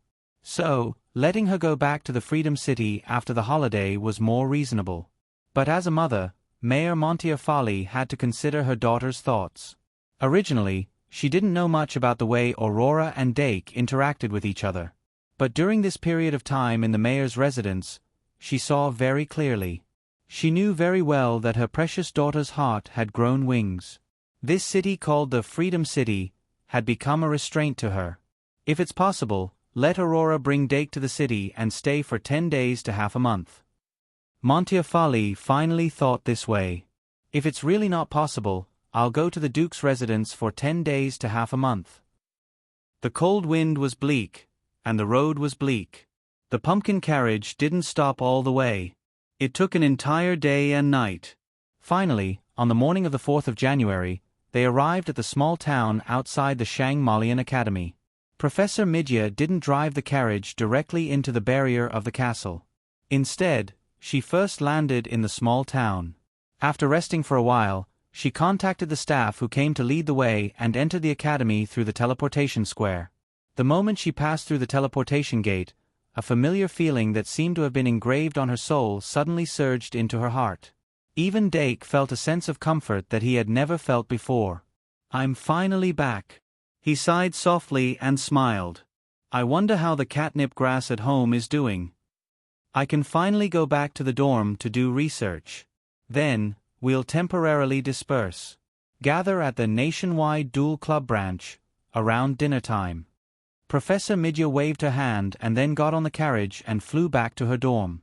See you tonight. Dake waved goodbye to Li Li, Olga, and Engra at the fork in the road to the teacher's dorm. Then, he went to the tower of the noble house with Aurora. The two crossed the bridge and greeted the feathered snake statue that they hadn't seen in a long time. Then, they opened the door of the tower. Outside the door, the cold wind blew, but inside the door, it was as warm as spring. Dake saw Doran and the others playing in the common room and raised his hand to greet them. Doran and the others were bored to death. When they saw him return, they immediately surrounded him and asked him where he had been these days. He smiled and said that he had gone back to the Freedom City with Aurora. He briefly mentioned the monster siege that had been published in the newspaper. Then, he used the excuse of being tired from the journey as an excuse to escape from the clutches of Doran and the others. When he reached the second floor, he said goodbye to Aurora and continued to the third floor. Knock, knock, knock. On the third floor, room 301, Dake subconsciously knocked on the door. Then, he suddenly lowered his head and smiled. There's no one inside.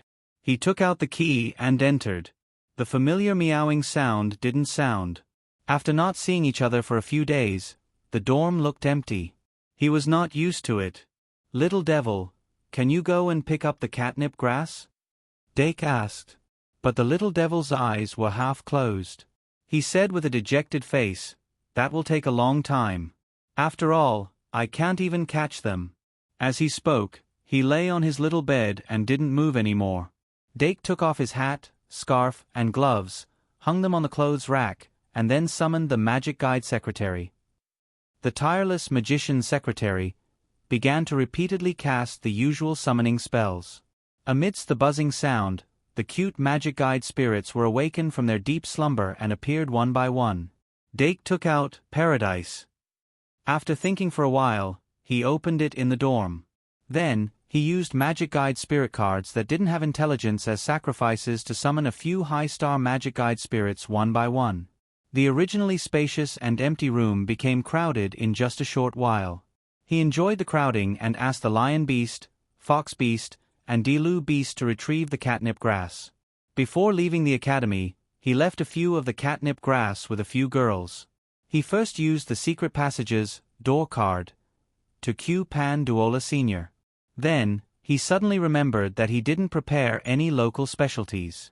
His expression suddenly changed. Forget it. I'll just pluck a few scales of the sun and moon serpent and give them to others. I wonder how Victor is doing. Did he successfully separate from the Demon King number 1? And the God of Wisdom? She's called Ergony, right? I wonder how she's doing now. Did Professor Ka Zayer successfully engrave the thinking circuit on her body? Sigh, my own bed is still the most comfortable. Thus, Dake laid on the bed and didn't move at all like the little devil. Therefore, when Anna and Luo Si knocked on the door with the catnip grass and entered, they saw a group of motionless little cuties lying on the bed. The Delu beast that brought them here couldn't help but frown. In the end, Dake wasn't able to lie on the bed for too long.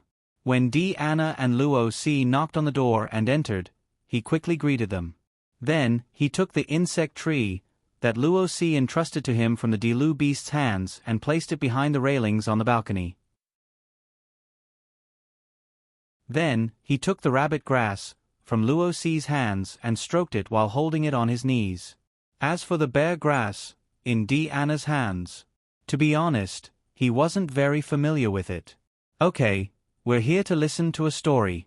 Don't just touch the little rabbit's head. Touch the little bear too. Ah. Cece, why are you scratching me? I'm scratching you, I'm scratching you. He always felt that whenever he saw Anna, he would become energetic again. Dake shook his head and picked a few things that he could talk about after arriving at the Freedom City. He slowly told them as if he was telling a story. In fact, other than Anna and Luo Si, many of the other Magitech elves were also listening attentively. Halfway through the story, Dake caught the fox heartfire that was playing with his aunt's bird and introduced them to this new magical animal that was newly acquired by the Magical Animal Society. Anna and Luo Si were very curious about the fox heartfire. Dake stretched out his finger and gestured for them to look. Then, he used the magic fire technique and condensed a magic fire on his fingertip. The fox-heart fire immediately went over and licked his finger. In short, it licked the magic fire dry. Anna and Luo looked at each other and immediately followed suit. They also condensed a small magic fire on their fingertips and attracted the fox-heart fire to lick it. The dormitory was filled with laughter. Not long after, all of the cat grass were gathered in dormitory 301. Dake hadn't gathered them together for a long time. At this time, he patiently watered them one by one with a magic potion. Along with the 2 cat grass that the lion beast left in the hands of the senior Panduola, there was also a letter. Dake found a corner and opened it. What was written in the letter were just some casual words and greetings. He flicked the door card in his hand and was a little puzzled. But after thinking about it, he felt that it was nothing. This was like using QQ to chat when they were close at hand. Clearly, they had QQ but used letters to communicate. They were called pen pals. Although it looked strange, it was indeed a very common behavior. Later, I'll write a letter about what happened during this holiday and let the little demon beast send it. Dake thought and continued to talk with Anna and Luo. The lecture lasted all the way until noon. Dake led the mighty army of magic elves and attacked the cafeteria that they hadn't seen in a long time. The students hadn't seen this group of magic elves for a long time. After seeing them this time, they missed them quite a lot. Along the way, there were people who wanted to feed them. Dake greeted the halfling chefs and sat down to eat with plates full of dishes. Anna and Luo were still asking for details. The 2 were especially interested in his adventure in the temple. Halfway through the meal, Katrina and Brittany also came over. Everyone in the Magical Zoology Society had a short gathering in the cafeteria. Dake tried his best to choose the things that could be said. He didn't mention a word about the temple. After this lunch, Dake had completely recovered the feeling of being in the academy. He smiled and bade farewell to the 2 seniors. Then, he returned to his dorm and continued to talk about the temple with Anna and Luo. It wasn't until 2 p.m. that Dake sent the 2 clingy fairies out of his dorm. Then, he bent over his desk and wrote a reply letter. Finally, he stuffed the letter into the little demon beast's hands. At 3 p.m., Dake rushed into Traveler Street and arrived at the Ultimate Duel Club branch in advance. Olga, Angra, and Eve were already waiting for him in the shop. He entered the inner room with everyone and cast an enchanted field to block out the sound. Then, Eve used the consonant spell to communicate with Erin. On the other side were Claire and Yvette, who had been waiting for a long time. "This is a serious matter. Please tell us in detail, young master," Olga said seriously to Dake in front of the Duke. Dake's expression turned solemn. He stopped laughing and summoned the moon god Sol to his side. Then, he recounted everything that happened after entering the secret tunnel in detail. From the sun-devouring divine lion and moon-devouring divine wolf, to the god of scorching flame and rising sun, and god of frost and eternal moon. From the moon god's soul, to the moon god's palace, to the origin of divinity, and to the reconstruction of the godhead. From the snake eyes to the divine guardian race, the oil snake, the dream world of the god's kingdom, and the sun and moon serpent in the god's realm. When Dake narrated seriously, his words were full of emotions, and it made one feel as though they were in an epic film. However, in reality, if this exploration of the temple could be turned into a movie, it would definitely feel like a blockbuster. Claire and Yvette listened attentively, especially the latter, who couldn't wait to remember every detail. In the end, Yvette sighed and said, "A journey of 2 days and 1 night actually involved a total of 4 gods and an ancient existence even more terrifying than the gods. Even Claire's Jo's travels didn't dare to write this. After all, it's hard to believe." Claire Kate smiled and sipped her red wine. "According to your description, the giant serpent with the sun and moon hidden in its eyes should also be a god. Moreover, it became a god with its physical body. That's why its divine body is immortal and can last for 10,000 years.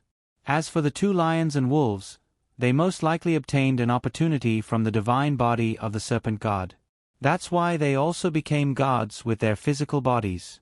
As for the oil snake, it's probably not far from becoming a god. If it's really close to Aurora, you must let her master the method of controlling it. Yvette nodded and said, "If Aurora can master the method of controlling the oil snake, the Freedom Capital will be able to obtain protection in the future when the gods recover." Claire said, "Don't think that we can look after it from afar. Once the future prophecy comes true, we won't be able to fend for ourselves, and it can only rely on itself." Yvette said, "As for the matter of the moon goddess, I'll immediately give the order for our maid corps to prioritize finding the ancient shrine of the moon goddess. However, I hope that you can contact Professor Kazair about creating a tool that can extract and preserve the divinity of the origin. We'll pay the corresponding remuneration." Claire emphasized, "Your soul of the moon goddess was refined in the first half of last year, so we won't pursue your mistake of revealing this matter only now. If there are any similar items, report it immediately. Recently, the movements from the major factions have become more and more frequent. I'm afraid we don't have much time left. Also, since you've returned to school, let's continue the experiment on the underworld fire from today onwards." Dake nodded and summoned the coffin of the death god on the spot, allowing it to find Josie and Nai for food. Seeing that his attitude was good, Claire said, "As for the improvement of paradise, I'll find a time to personally return to school to take a look. Until then, do your best to do your research. In the end, you did well."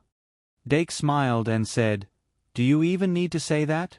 At 5 o'clock sharp, Dake finished explaining everything and ended the long-distance communication with the Duke's residence. Professor Shi Erfu, Professor Li Li, and the others arrived one after another. Dake also saw Professor Ka Zair, as well as the God of Wisdom Ergani, who was following behind him. The God of Wisdom's golden hair shone, and her face was beautiful.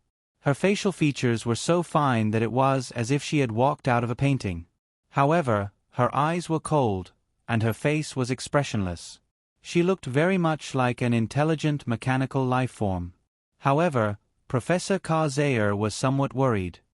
"I've only engraved a few simple thought circuits on her body. However, she's indeed the God of Wisdom. Even without a consciousness attached to her divine soul, she's still able to display rich senses.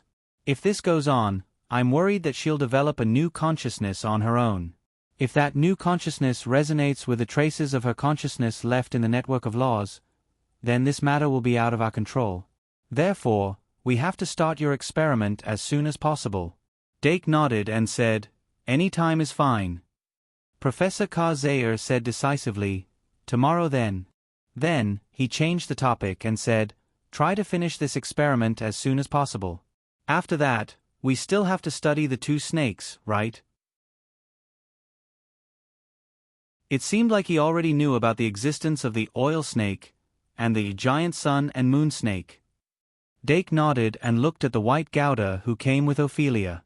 He whispered, "Has White's second consciousness been separated?" Professor Ka Zair said casually, "It hasn't been separated yet, but it's making good progress. Professor Harvey and Sister Ka-Lien have already found an entry point. I believe that it won't be long before they completely separate it. Speaking of which, I hope they can finish before our experiment is finished. Only then can we carry on with another experiment." Dake asked, "What experiment?" Professor Ka Zair said, "Demon King has been created. Good night, tickets here."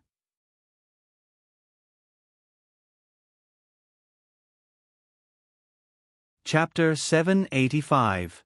At about 5:30, everyone who was supposed to be there had already arrived. Professor Shi Erfu had already booked a private room in a bar called Secret Stronghold on Travelers Street. This bar was secretly very famous, and it was one of the few places on Travelers Street where one could stay overnight. However, it didn't accept students on the surface. If students wanted to enter the Secret Stronghold, they had to be accompanied by a professor or obtain permission from a dean. Therefore, many professors like to have a drink or two in the Secret Stronghold after a day of teaching. The Secret Stronghold deserved its name, and it definitely wouldn't spread the drunken stupidity of the professors. Cough, cough, this was very important. In short, tonight's gathering was at the Secret Stronghold. However, Professor Shi Erfu's reservation was from 6 to 12 in the evening, so there was still some time. Dake invited the professors into the room, made some tea, and sat down to chat. Of course, most of his attention fell on the God of Wisdom. Remember the URL Vipkanshu. 6. The reason why the God of Wisdom could openly follow Professor Ka-Zayer was because Professor Ka-Zayer had analyzed her divine power and made a targeted aura shielding device. Moreover, the news about the God of Wisdom was only spread within a very small circle.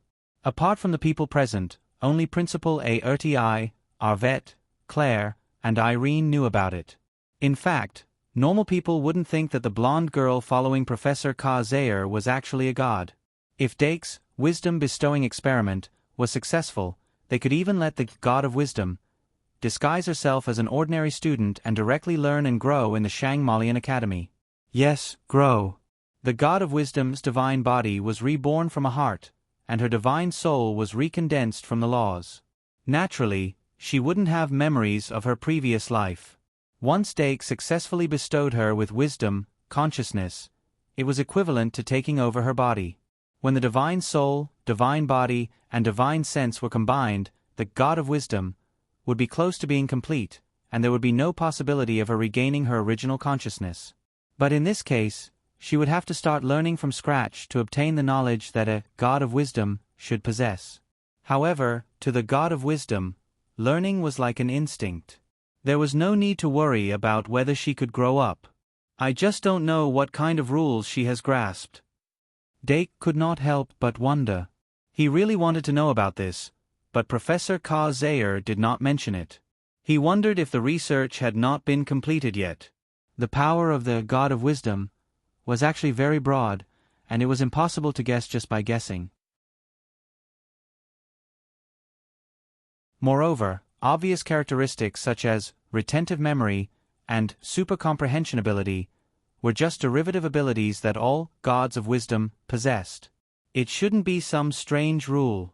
After all, just her heart alone is enough to restore the magical creatures in the underground city. Now that I think about it, inverted lotus might be a rule similar to the one given to me by my intelligence. I really want to know. Dake grumbled in his heart, glancing at Ergony more frequently. Dake. Dake turned his head slightly and saw Aurora poking his hand while glancing at the God of Wisdom. He suddenly remembered that she did not know about the God of Wisdom. It shouldn't be a problem to tell her, right? Dake thought as he looked at Professor Ka-Zayer. Professor Ka-Zayer saw him looking at him and nodded with a smile. Dake instantly understood and whispered to Aurora about the God of Wisdom. If Sui Xiong had told her about the God of Wisdom before exploring the temple, she would have been so surprised that her mouth would open so wide that an egg could be stuffed into it. However, after the trip to the temple, especially after having that lucid dream, her ability to accept the presence of a god had obviously increased by a lot. Of course, there was no lack of surprise. I see. Aurora lowered her head and secretly heaved a sigh of relief. I was wondering why her hair color was the same as Dake's.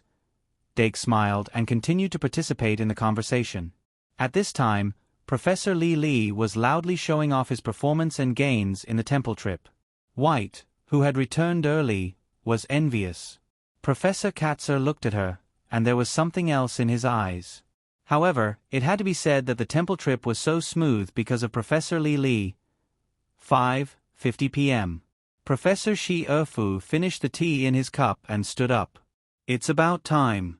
Let's go. Eve, come with us. Eve paused for a moment before nodding. Okay. Therefore, everyone left the Ultimate Duel Club branch and walked in the direction of the secret hideout, while chatting and laughing. Dake walked in the middle and was deep in thought. Professor Shi Erfu did not say the purpose of this gathering, but he felt that it was not as simple as exchanging information. Now that the Demon King matter had been settled, the God of Wisdom's arrangements were on the right track. This group of people who had participated in the whole process should have an organization. In the secret hideout, only the door number was not a secret. Although it was Dake's first time here, he still saw the door of the secret hideout at a glance. Yes, there were even neon lights welded on the door of the shop. It was dazzling. It's not a secret at all. White could not help but complain. Dake agreed, but he did not say it out loud. However, the secret hideout's entrance was very strict. The red-eyed rat head mounted on the door seemed to be able to see through illusions and disguises and distinguish between students and professors. At this time, there were not many professors going in and out of this secret hideout. Dake and the others were almost all the customers in the shop. Professor Shi-Erfu pushed the door open and entered. The red-eyed rat head automatically closed its eyes. Dake looked at it curiously and entered the bar as well. The lights in the bar were dim. The bartender behind the bar was dressed in a suit and leather shoes. He had a small mustache and looked like a gentleman. Professor Shi-Erfu unexpectedly started chatting with him. Professor Midya smiled and led everyone to the reserved room. The rooms in the secret hideout all had soundproof enchantments to ensure that no sound could be heard. However, for someone who really wanted to eavesdrop, this soundproof enchantment was useless. Therefore, after Professor Midya entered the room, she set up a new enchantment. The round table in the room was already filled with fruit plates, drinks, and pastries. Everyone found a seat and sat down. Dake pulled out a chair and asked Aurora to sit beside him. Then, he took a cup for her and asked in a soft voice as he poured her favorite black tea. Aurora's face was slightly red, but after a while, she saw Dake pouring tea for the others. There were 15 people gathered in the room. Apart from the 13 who had gone to the Freedom City together, there was only Professor Ka-Zayer and the God of Wisdom Ergony. Dake walked around the table and finally came to the God of Wisdom. He hesitated whether to pour tea for her or not. Professor Ka-Zayer used magic to raise the chair. After sitting down, he said, "Black tea it is." Dake poured a cup of black tea for the God of Wisdom. Unexpectedly, as soon as he poured the cup, Ergony raised her hands expressionlessly and took small sips of the tea. That cautious look of hers was actually a little adorable. As expected, there's no time to lose. Dake took a deep breath and put the teapot back. It seemed that the experiment of granting intelligence could not be delayed. After a while, Professor Shi-Erfu pushed open the door and came in with the waiters pushing the dining cart. "Leave the cart here. Don't come back later." She waved the 2 waiters away, turned around, and closed the door and locked it. Olga got up and walked over. She cast a heating spell on the table and started to serve the dishes. Angelus stood up to help without saying a word. Eve was about to follow when Professor Shi-Erfu stopped her. "Can you contact Yvette?" Eve nodded. "Yes, I can." Professor Shi-Erfu said, "Tell her that we'll have a meeting later." Eve looked at Dake. Dake smiled at her and said, "They should still be in the mansion, right? Call Aunt Claire, too." "Okay," Eve responded. Then, she cast a consonant spell to communicate with Erin, who was thousands of miles away. Yvette, who was having her meal in the Duke's mansion, asked curiously, "What is Shi-Erfu trying to do?" Claire thought for a moment and said, "I can roughly guess. It seems like we have a chance to form a true alliance with the Academy." Yvette pondered for a moment and said, "If it were in the past, this would definitely be a good thing.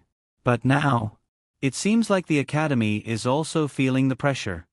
Claire shook her head. "After all, it involves God. Who wouldn't feel the pressure?" Yvette said, "Whenever we talk about this, I can't help but think of Elisha and Charles." Claire asked, "What's wrong?" Yvette said, "They are still fighting for the throne, but God is coming." Professor Shi-Erfu didn't immediately invite Yvette to join the meeting. After all, it was dinner time and they had to finish eating first. After she sat down, she said to Dake, "Have you contacted them?" Dake smiled. "Yes, I told them about the trip to the temple." Professor Shi-Erfu nodded and said, "You did well. I didn't expect that there would be such a great threat hidden in the temple. I thought it was just an ordinary temple, and because it was the territory of the Freedom City, I didn't have any plans. Now that I think about it, I was really careless. I've seen that snake before." Ka-Zayer said that it was an existence not inferior to the God of Wisdom. Professor Ka-Zayer said, "That's what I said, but it's not necessarily true." Dake smiled. Professor Ka-Zayer's eye of truth could only see more than him. Since he said so, then it was most likely true.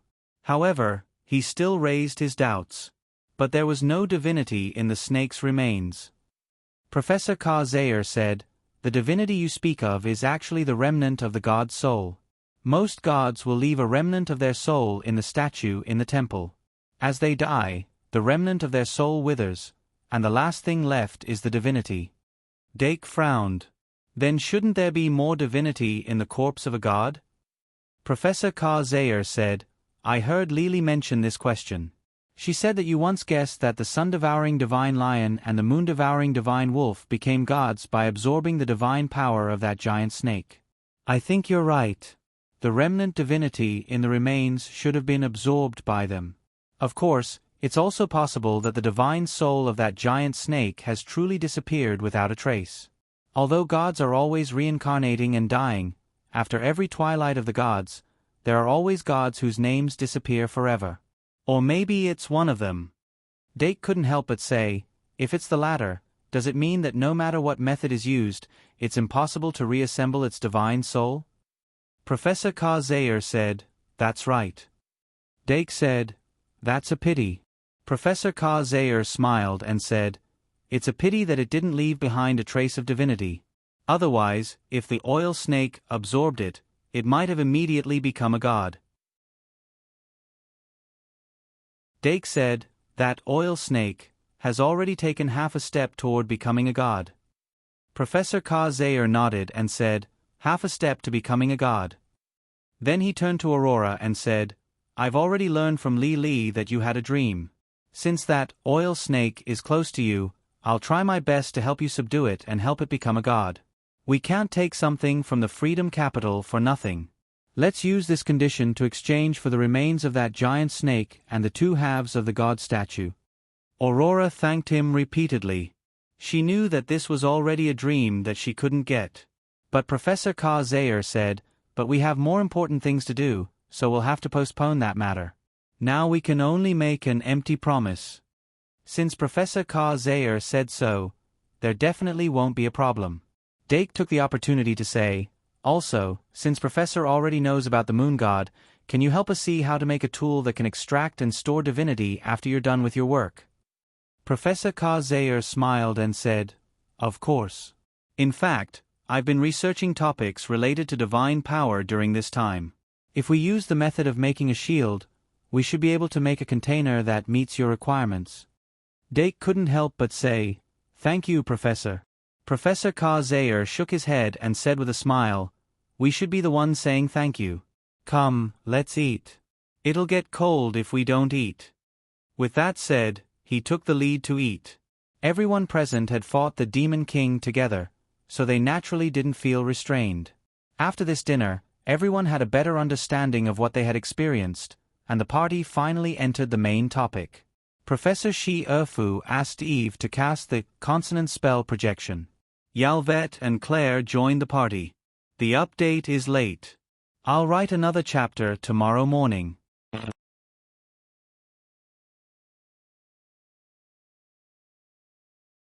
Chapter 786. Good evening, everyone.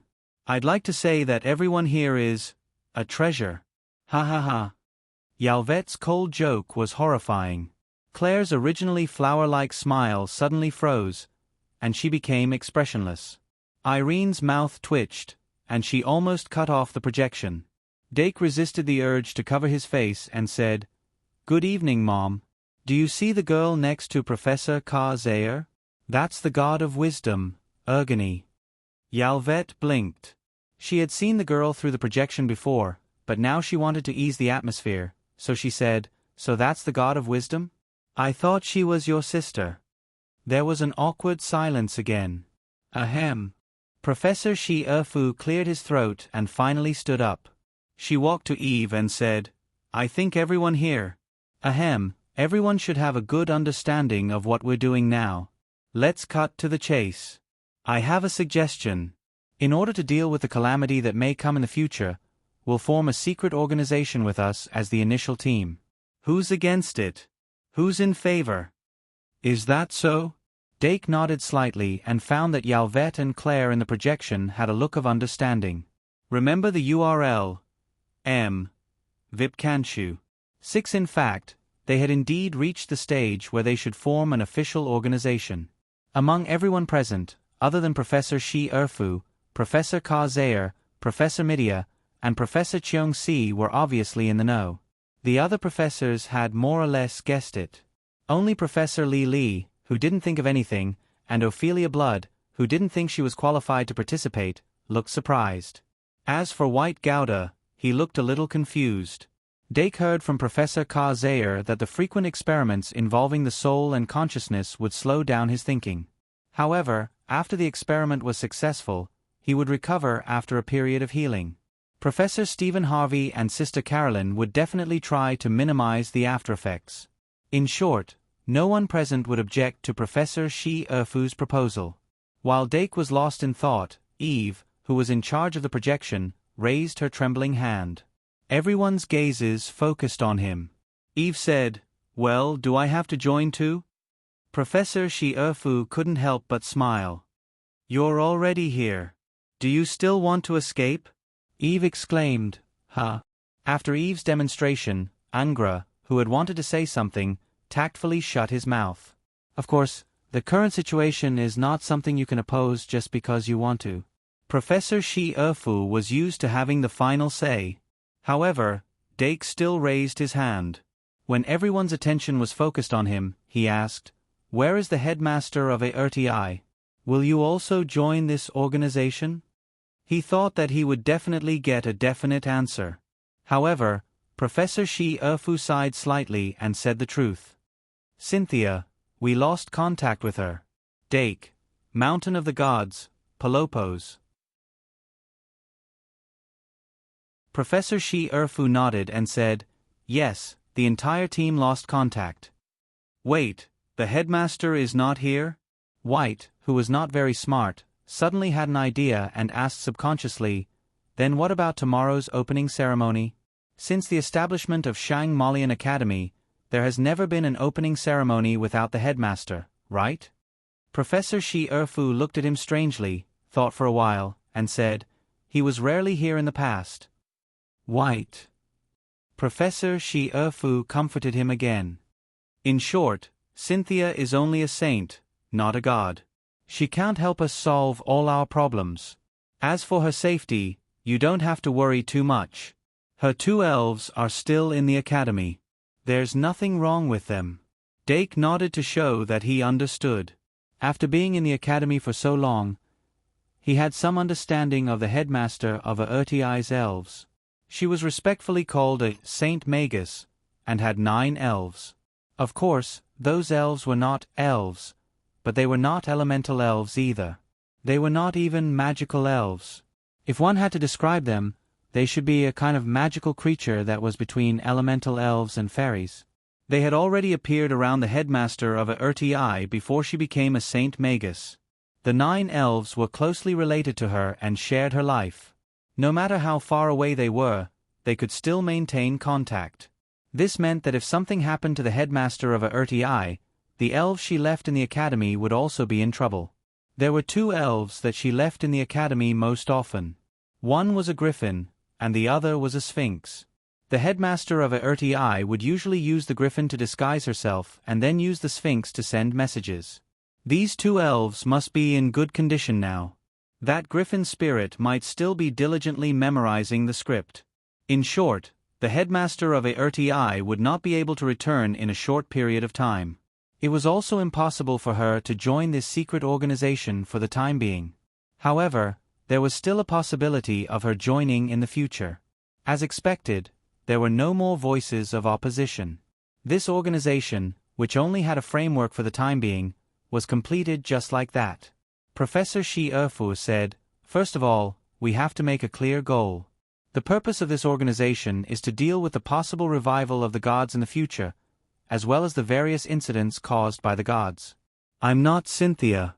I won't say empty words like, 'for the sake of humanity and the world.' We only have one core purpose, and that is, to protect ourselves." Everyone nodded slightly. They had no objections to this. Professor Shi Erfu continued, "Of course, protecting the organization is self-protection. Protecting the members of the organization is also self-protection. If necessary, protecting the academy, the Duke's Mansion, the City of Freedom, and even the Star Tower can be considered self-protection." At this point, the atmosphere between everyone became more relaxed.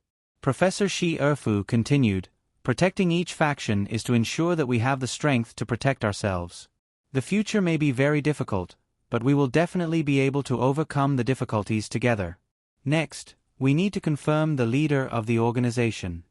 Thus, the atmosphere suddenly became serious. If any organization wanted to survive and develop, the existence of a leader was very necessary. The difference might be that some organizations only had one leader, while some organizations had multiple leaders. But no matter which kind it was, they had to clarify the process of making a decision as soon as possible. Professor Shi Erfu said, "Regarding the confirmation of the leader, I also have a suggestion." "Let's hear it." Claire crossed her arms and said in a flat tone. Professor Shi Erfu looked at her and said, "It's not advisable to have a single leader.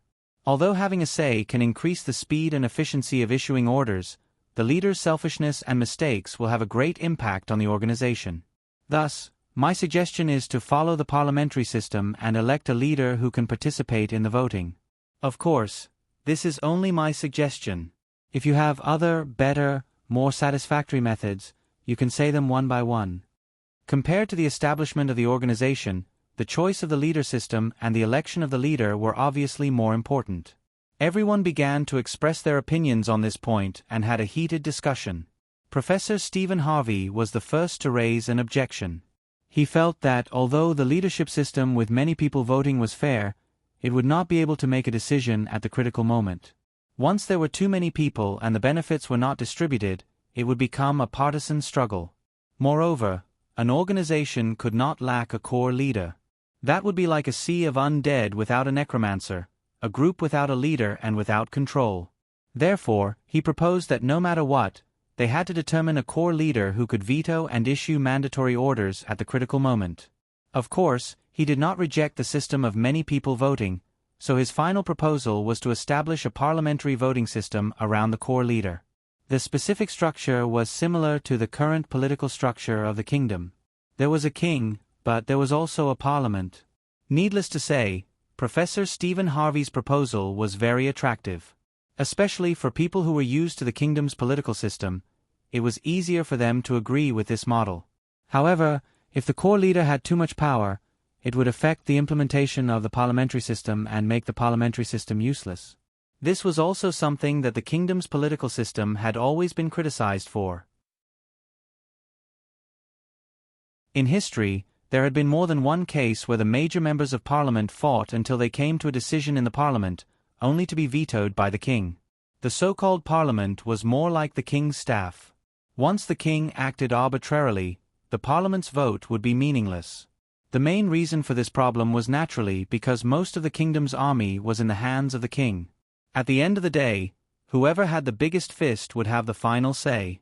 Similarly, if the church was too powerful, there would be an era where the theocracy surpassed the imperial power. The existence of the parliamentary system divided the forces other than the theocracy and the imperial power into 36 scattered parts, making them even less threatening. As for the House of Commons other than the House of Lords, there was even less of a threat. However, if the organization established by the people wanted to imitate the kingdom's political system, there might be another result. That was, the power of the parliament was too great, causing the core leader to be useless. This was completely opposite to the current situation of the kingdom. The same reason was also because the group of people who could become members of parliament was too powerful. Therefore, Professor Shi Erfu did not think that electing a core leader was a beneficial act. She clearly expressed her thoughts, which made the people who agreed with Professor Stephen Harvey start to reflect again. Everyone present had a lot of ideas and would not blindly follow. However, limited by the limitations of vision, it was impossible to think very thoroughly in a short period of time. This required everyone to actively express their opinions and clearly express their own understanding. Finally, the best decision was made based on everyone's strengths. At the very least, at the beginning of the organization, everyone present did not have too much selfishness and could temporarily do this. Under such circumstances, the entire process of discussion was pushed forward repeatedly. In the blink of an eye, 3 hours later, it was almost 10 o'clock. The decision of the organization's leadership system and the election method had reached a relatively mature stage. Doc mentioned a kind of hierarchy among the members. It was very simple. The existing model of the Kingdom's House of Lords and House of Commons would be slightly changed so that the House of Commons would also have the qualifications to vote with the House of Lords, but the votes of the members of the House of Commons would be reduced. For example, 1 vote of the House of Commons was equivalent to 0.5 votes of the House of Lords. This would be the basis for the conversion. The members of the organization would be divided into Level 1, Level 2, Level 3, all the way to Level 9. The first 3 levels would have the right to vote, while the 4th to 9th levels would only have the right to propose.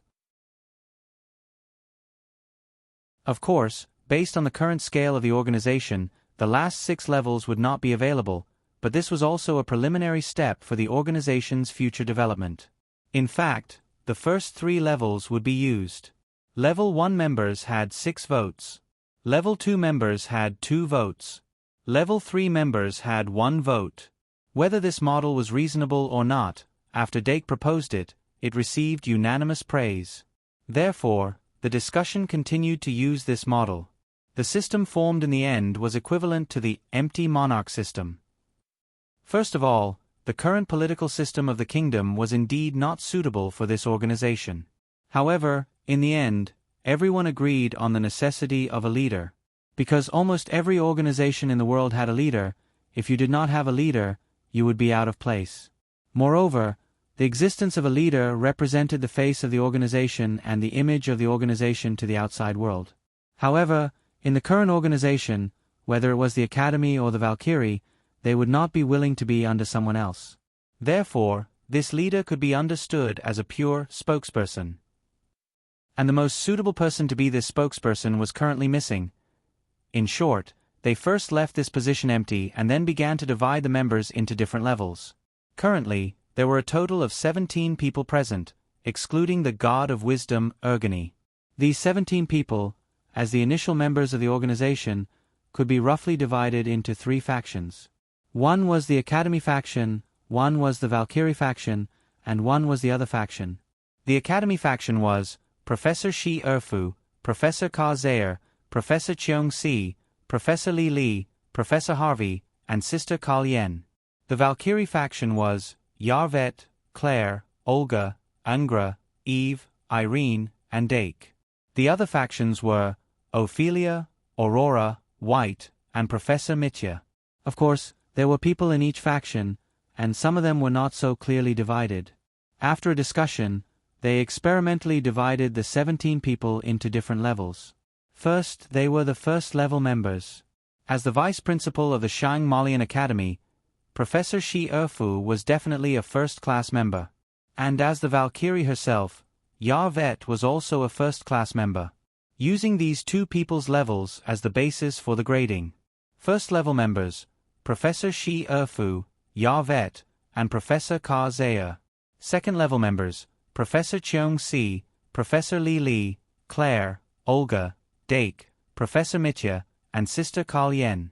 Second-level members, Professor Harvey, Olivia, Aurora, Angra, Eve, Irene, and White. Don't ask why Professor Ka Zaire was neither the vice-principal nor the branch dean, but why was he a first-class member?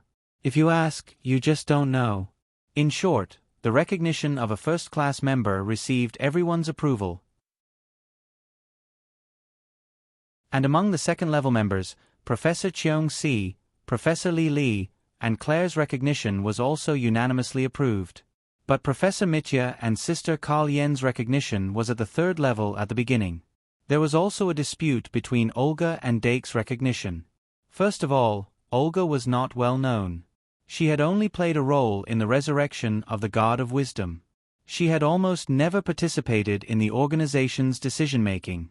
Secondly, Dake's strength was not enough. It was a bit awkward for him to be ranked with the first 4 members. At first glance, it seemed like the Valkyrie was favoring him by choosing him as the second level. However, the person who recommended him to become a second-level member was actually Professor Shi Erfu.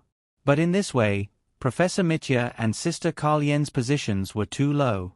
Therefore, in the end, the two of them were promoted.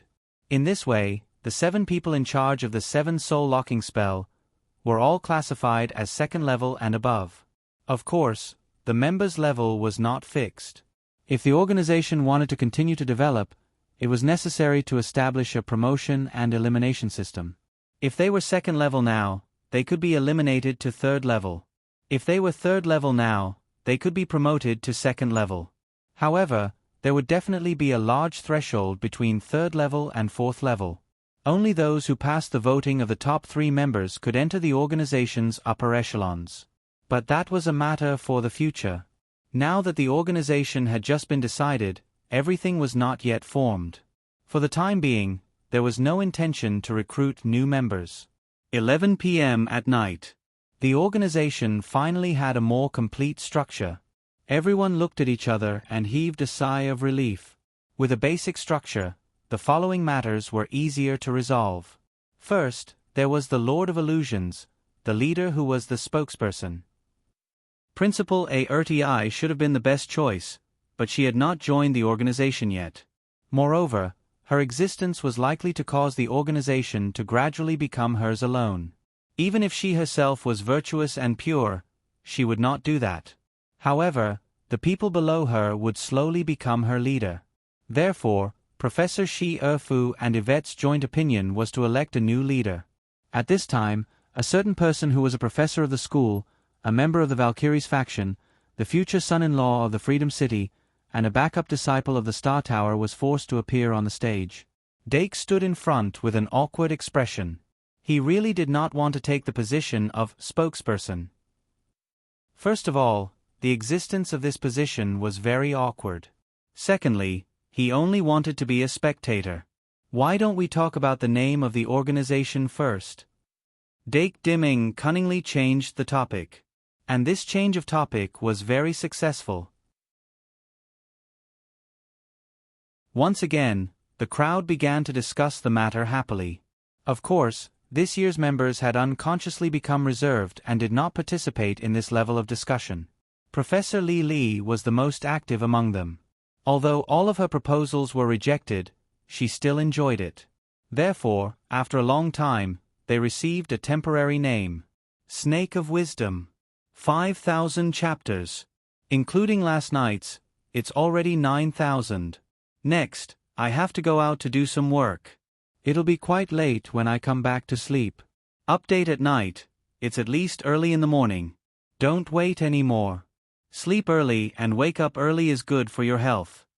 This year, my family is actually very busy. I can only stay up late to write and squeeze time to update like this. Finally, I don't forget to ask for monthly votes every day.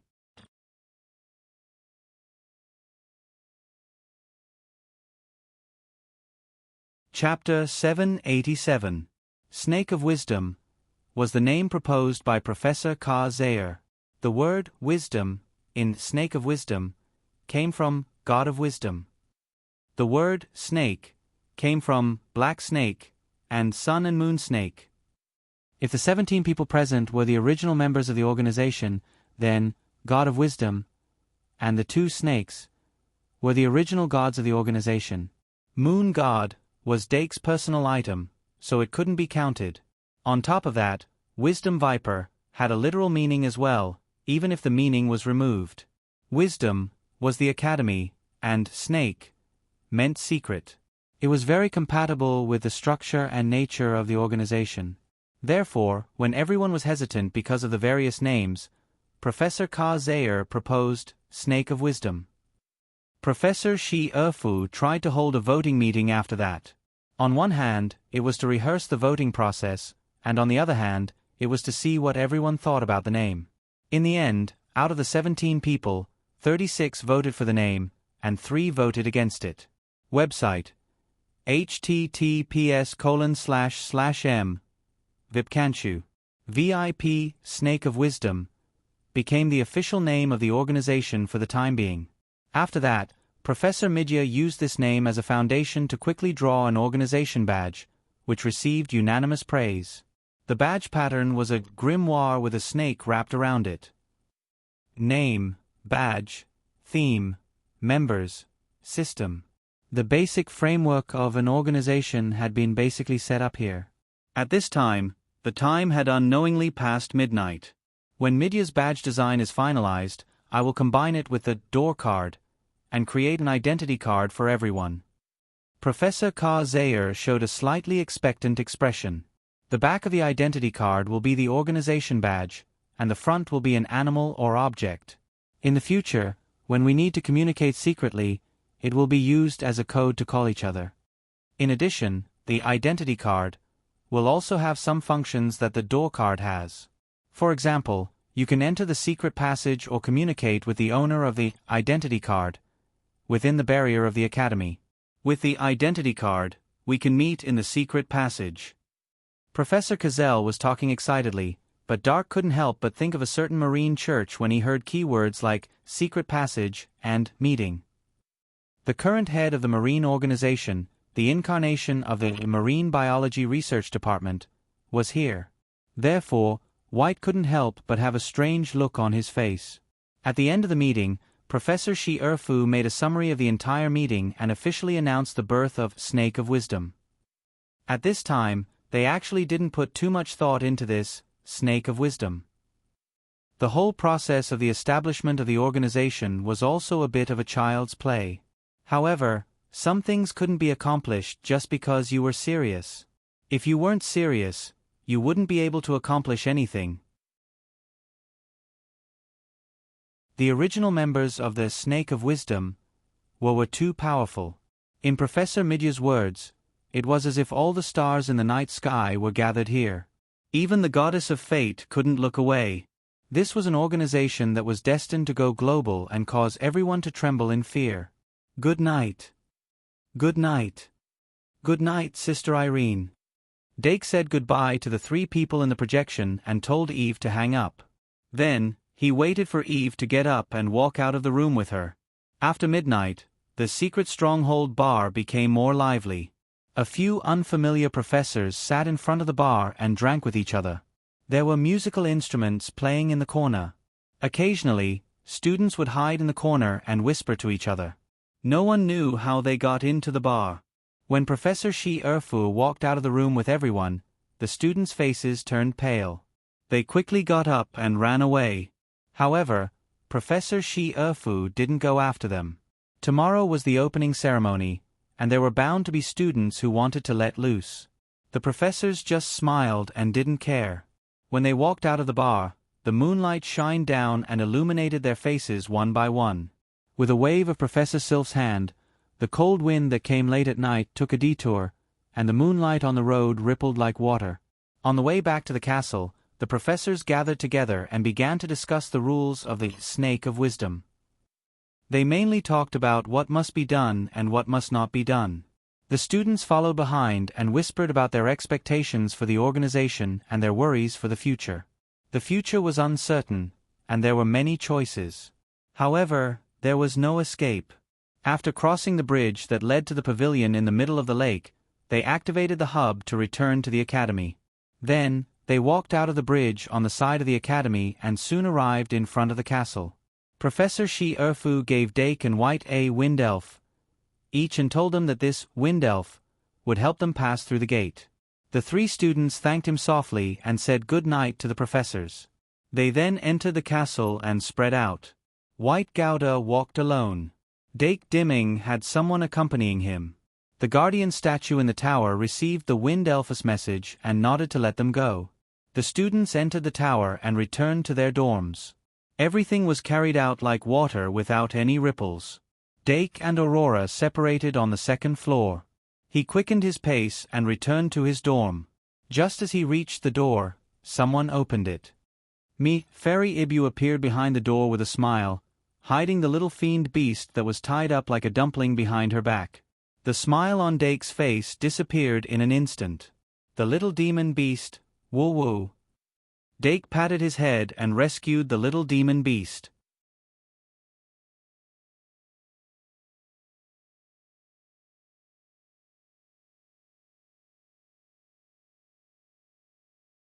Therefore, after thinking for a while, he refused, "Professor, if it's 2 classes a week, it will conflict with my class schedule." Professor Murnau smiled and said, "I've already looked at your second-year class schedule. Other than the math class on Tuesday morning, you can add an extra class on Thursday morning. Which means, compared to last semester, you only need to spend an extra 90 minutes a week." But 1 minute on stage was 10 years of hard work, Professor Murnau. Dake complained in his heart and said, "Professor, it's not about 90 minutes. Last semester, you were in charge of the entire teaching process, so I only needed to spend a little time preparing for the class. But if I'm in charge of everything, I don't have the time and energy to do it." "No, that's not what I mean. I'm not giving everything to you," said Professor Murnau. He continued, "What I mean is, you and I will switch positions. You'll be the professor and I'll be the assistant. That's it." "What?" Dake opened his mouth so wide that he could stuff a cat paw in it. Professor Murnau squinted his eyes and said, "I'll be the assistant and you'll be the professor. But it'll be different from last semester. You'll be in charge of both classes, but I'll be in charge of the overall teaching process and homework. If you need to take a leave of absence, I can temporarily substitute for you." Dake immediately said, "How can I let you be my assistant? That's not possible." "Why not?" said Professor Murnau with a straight face. He said, "If I say it's possible, then it's possible. What do you think? If you don't have any objections, then it's settled. We can start talking about the salary." Dake took a deep breath and began to think. If he was only in charge of teaching, he would not have any teaching difficulties since he wrote all the first-year textbooks. He would not have to prepare a lot of lessons every week. If the second mathematics class was on Thursday morning, it would be after the alchemy class. This would make it impossible for him to calm down and digest the alchemy knowledge. If it was last semester, it would have a huge impact on him. However, this semester, his alchemy knowledge was already at the entry level, so it would be easier for him to continue learning. Let's look at the salary first. A normal professor's salary should be 5 times that of an assistant, not including other bonuses and benefits. Dake thought about it and suddenly had a little bit of anticipation. He suddenly realized this and quickly cut off this little bit of anticipation. Greed was growing uncontrollably. Dake calmed down and said, "Tell me about it." Professor Murnau said in his heart, "This is good." He opened the drawer and took out a piece of white paper. He placed it on the table and pushed it over. Dake took the piece of white paper and read it carefully. The more he read, the more tempted he became. Greed +1. Professor Murnau only gave him the treatment of an ordinary professor, which was to be expected. A normal professor's salary in the Shang-Malian Academy was 10,000 credits a month. If this was calculated in terms of credits, it did not seem that much. However, if it was converted into holy coins, it would be 160,000 holy coins a month. Moreover, in the Shang-Malian Academy, every professor was on paid leave. This meant that they would be paid every month for 12 months of the year. 160,000 multiplied by 12 was 192 million holy coins. In other words, a normal professor in the Shang-Malian Academy could earn a stable annual income of 2 million holy coins. Even for a professor's standard, this salary was very high. However, this was only a normal annual salary. Professors would receive holiday subsidies every holiday and a year-end bonus every year. A normal professor's year-end bonus was 100,000 holy coins. That was to say, their annual salary was directly raised to 352 million holy coins. In addition to their salary, professors would also receive their own exclusive teacher's dormitory, office, and laboratory. Every month, they would receive a fixed batch of experimental materials from the academy. The experimental materials could be freely selected within a certain range. If professors had any pioneering ideas or research projects, they could also apply for funding from the academy. Once the application was approved, the Academy would issue project funds according to the evaluation and fully assist them in completing the research. Of course, the result of this was that the results of the project would be shared with the Academy. In short, professors who were able to apply for project funds did not have to worry about having insufficient funds at all. Even if they had special needs, they could obtain them through the Academy's mission system. Many of the missions that students received in the mission hall were issued by professors. Therefore, the Shang Malian Academy was not only an educational institution, but also a huge research institution. A large number of capable professors were attracted by this treatment. They constantly innovated and invented new things, pushing the development of magical technology to a level that did not match the level of society. Compared to this almost unconditional support, a small benefit like being able to use the Holy Grail once a year was not worth mentioning to outsiders. Dake stared at the paper in his hand for a long time, then looked up and said, "These laboratories, project funds, and so on, can I apply for them too?" Professor Murnau smiled so widely that the wrinkles on his face were squeezed into chrysanthemums. He knew that this was a sure move. No magus could resist the temptation of such treatment. Therefore he said, "Of course. As long as you sign the agreement, you will be an official professor. You don't even need a probation period." Well, actually, you have already passed the probation period. The Academy is very satisfied with your performance. Dake asked again, "What about you, Professor? What about you?" Professor Murnau smiled and said, "Do you want to know the retirement benefits of a senior professor?" Dake nodded and said, "I do want to know." Professor Murnau said, "Other than the annual salary being reduced by half, everything else is the same as yours. However, this is a first-class retirement benefit, so you need to sign a contract to stay in the Academy. In addition, there are some hidden benefits after becoming a professor. You will know about them in the future." Dake muttered to himself for a moment, then finally put the paper on the table and looked up. "No problem, I accept." After making the decision, he did not hesitate and immediately agreed. After all, the Academy would not cheat him. "Very good. Then congratulations on officially becoming my colleague, Professor Dake Dimming." Professor Murnau was overjoyed. Of course, his goal was not just to let Dake become a professor for the second semester of the first year. Once Dake accepted this position, then the second, third, and fourth years would not be up to him. The generous benefits of the Shang Malian Academy would definitely attract his heart. It was equivalent to helping the Academy grab hold of a genius who would definitely have amazing achievements in the future. And after this semester, he would be able to retire completely. After all, from the second year onwards, the students' mathematics classes would be reduced from 2 to 1 a week. At that time, he would naturally be tired. Dake would not blame a poor old man like him, right? Sigh, definitely not. Therefore, Professor Murnau struck while the iron was hot. He took out the prepared contract from the drawer and directly signed it with Dake. When Dake walked out of Professor Murnau's office, he even had a professor's branch card in his hand. Of course, this branch card was called the professor's card by the professors. The professor's card had almost all the functions of the branch card. It also had the ability to send messages to all the students that Dake had always wanted.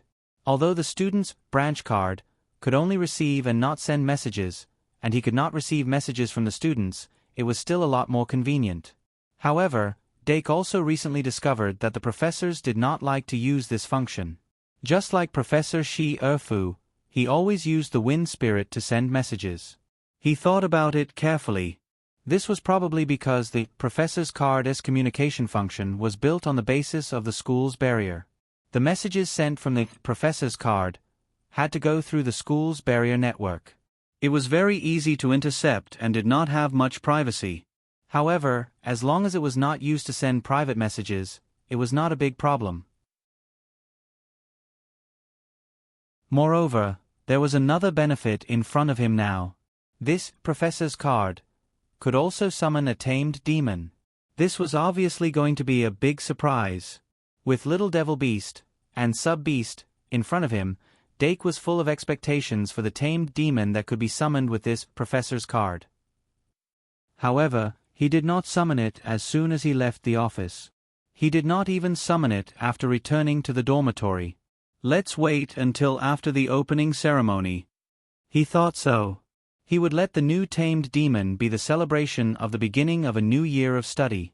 Moreover, he had to give the tamed demon a chance to summon it in front of all the magic spirits. He put the contract book in the cabinet and locked it. Then, he used underworld magic to clear his mind. After that, he let out a long sigh. I have to take some time today and tomorrow to prepare for class. But for that fixed income of academic credits, it's worth the time. Alright, I wonder if they finished their winter vacation homework. If they didn't finish it, how many credits should I deduct? It's not good to deduct too much, but if I deduct too little, it'll seem like I lack deterrence. Well, how about I deduct more and return half of it when I finish? Ah, this is a good idea. Sure enough, after becoming a professor, my brain has become much sharper. Dake. Just call me professor from now on. Haha. Dake hurriedly organized his things. Taking advantage of the fact that it was not too late, he took the magic brain dropper, thinking bottle, and the moon god's soul, and quickly rushed to Professor Zayer's office. Speaking of which, I can also apply for a separate office. Don't think about it. Today's focus should be on the experiment. Professor Zayer should be waiting anxiously. However, before Dake went out, he had already used the door card to send a message, so he would not go back on his word. As for today's wisdom bestowment experiment, he actually attached great importance to it. Once the experiment was successful, it meant that not only would he be able to bestow intelligence to the magic spirits and magic golems, but he would also be able to bestow a new consciousness to intelligent life forms that had lost their consciousness. There was a lot of room for maneuverability. He just did not know how Professor Zayer was going to conduct the experiment. Dake pondered as he hurried. Soon, he arrived in front of Professor Zayer's office. Knock. He knocked on the door. Gotcha. The one who opened the door was the expressionless god of wisdom, Ergony. While Dake was slightly surprised, Professor Zayer's voice came from inside the room.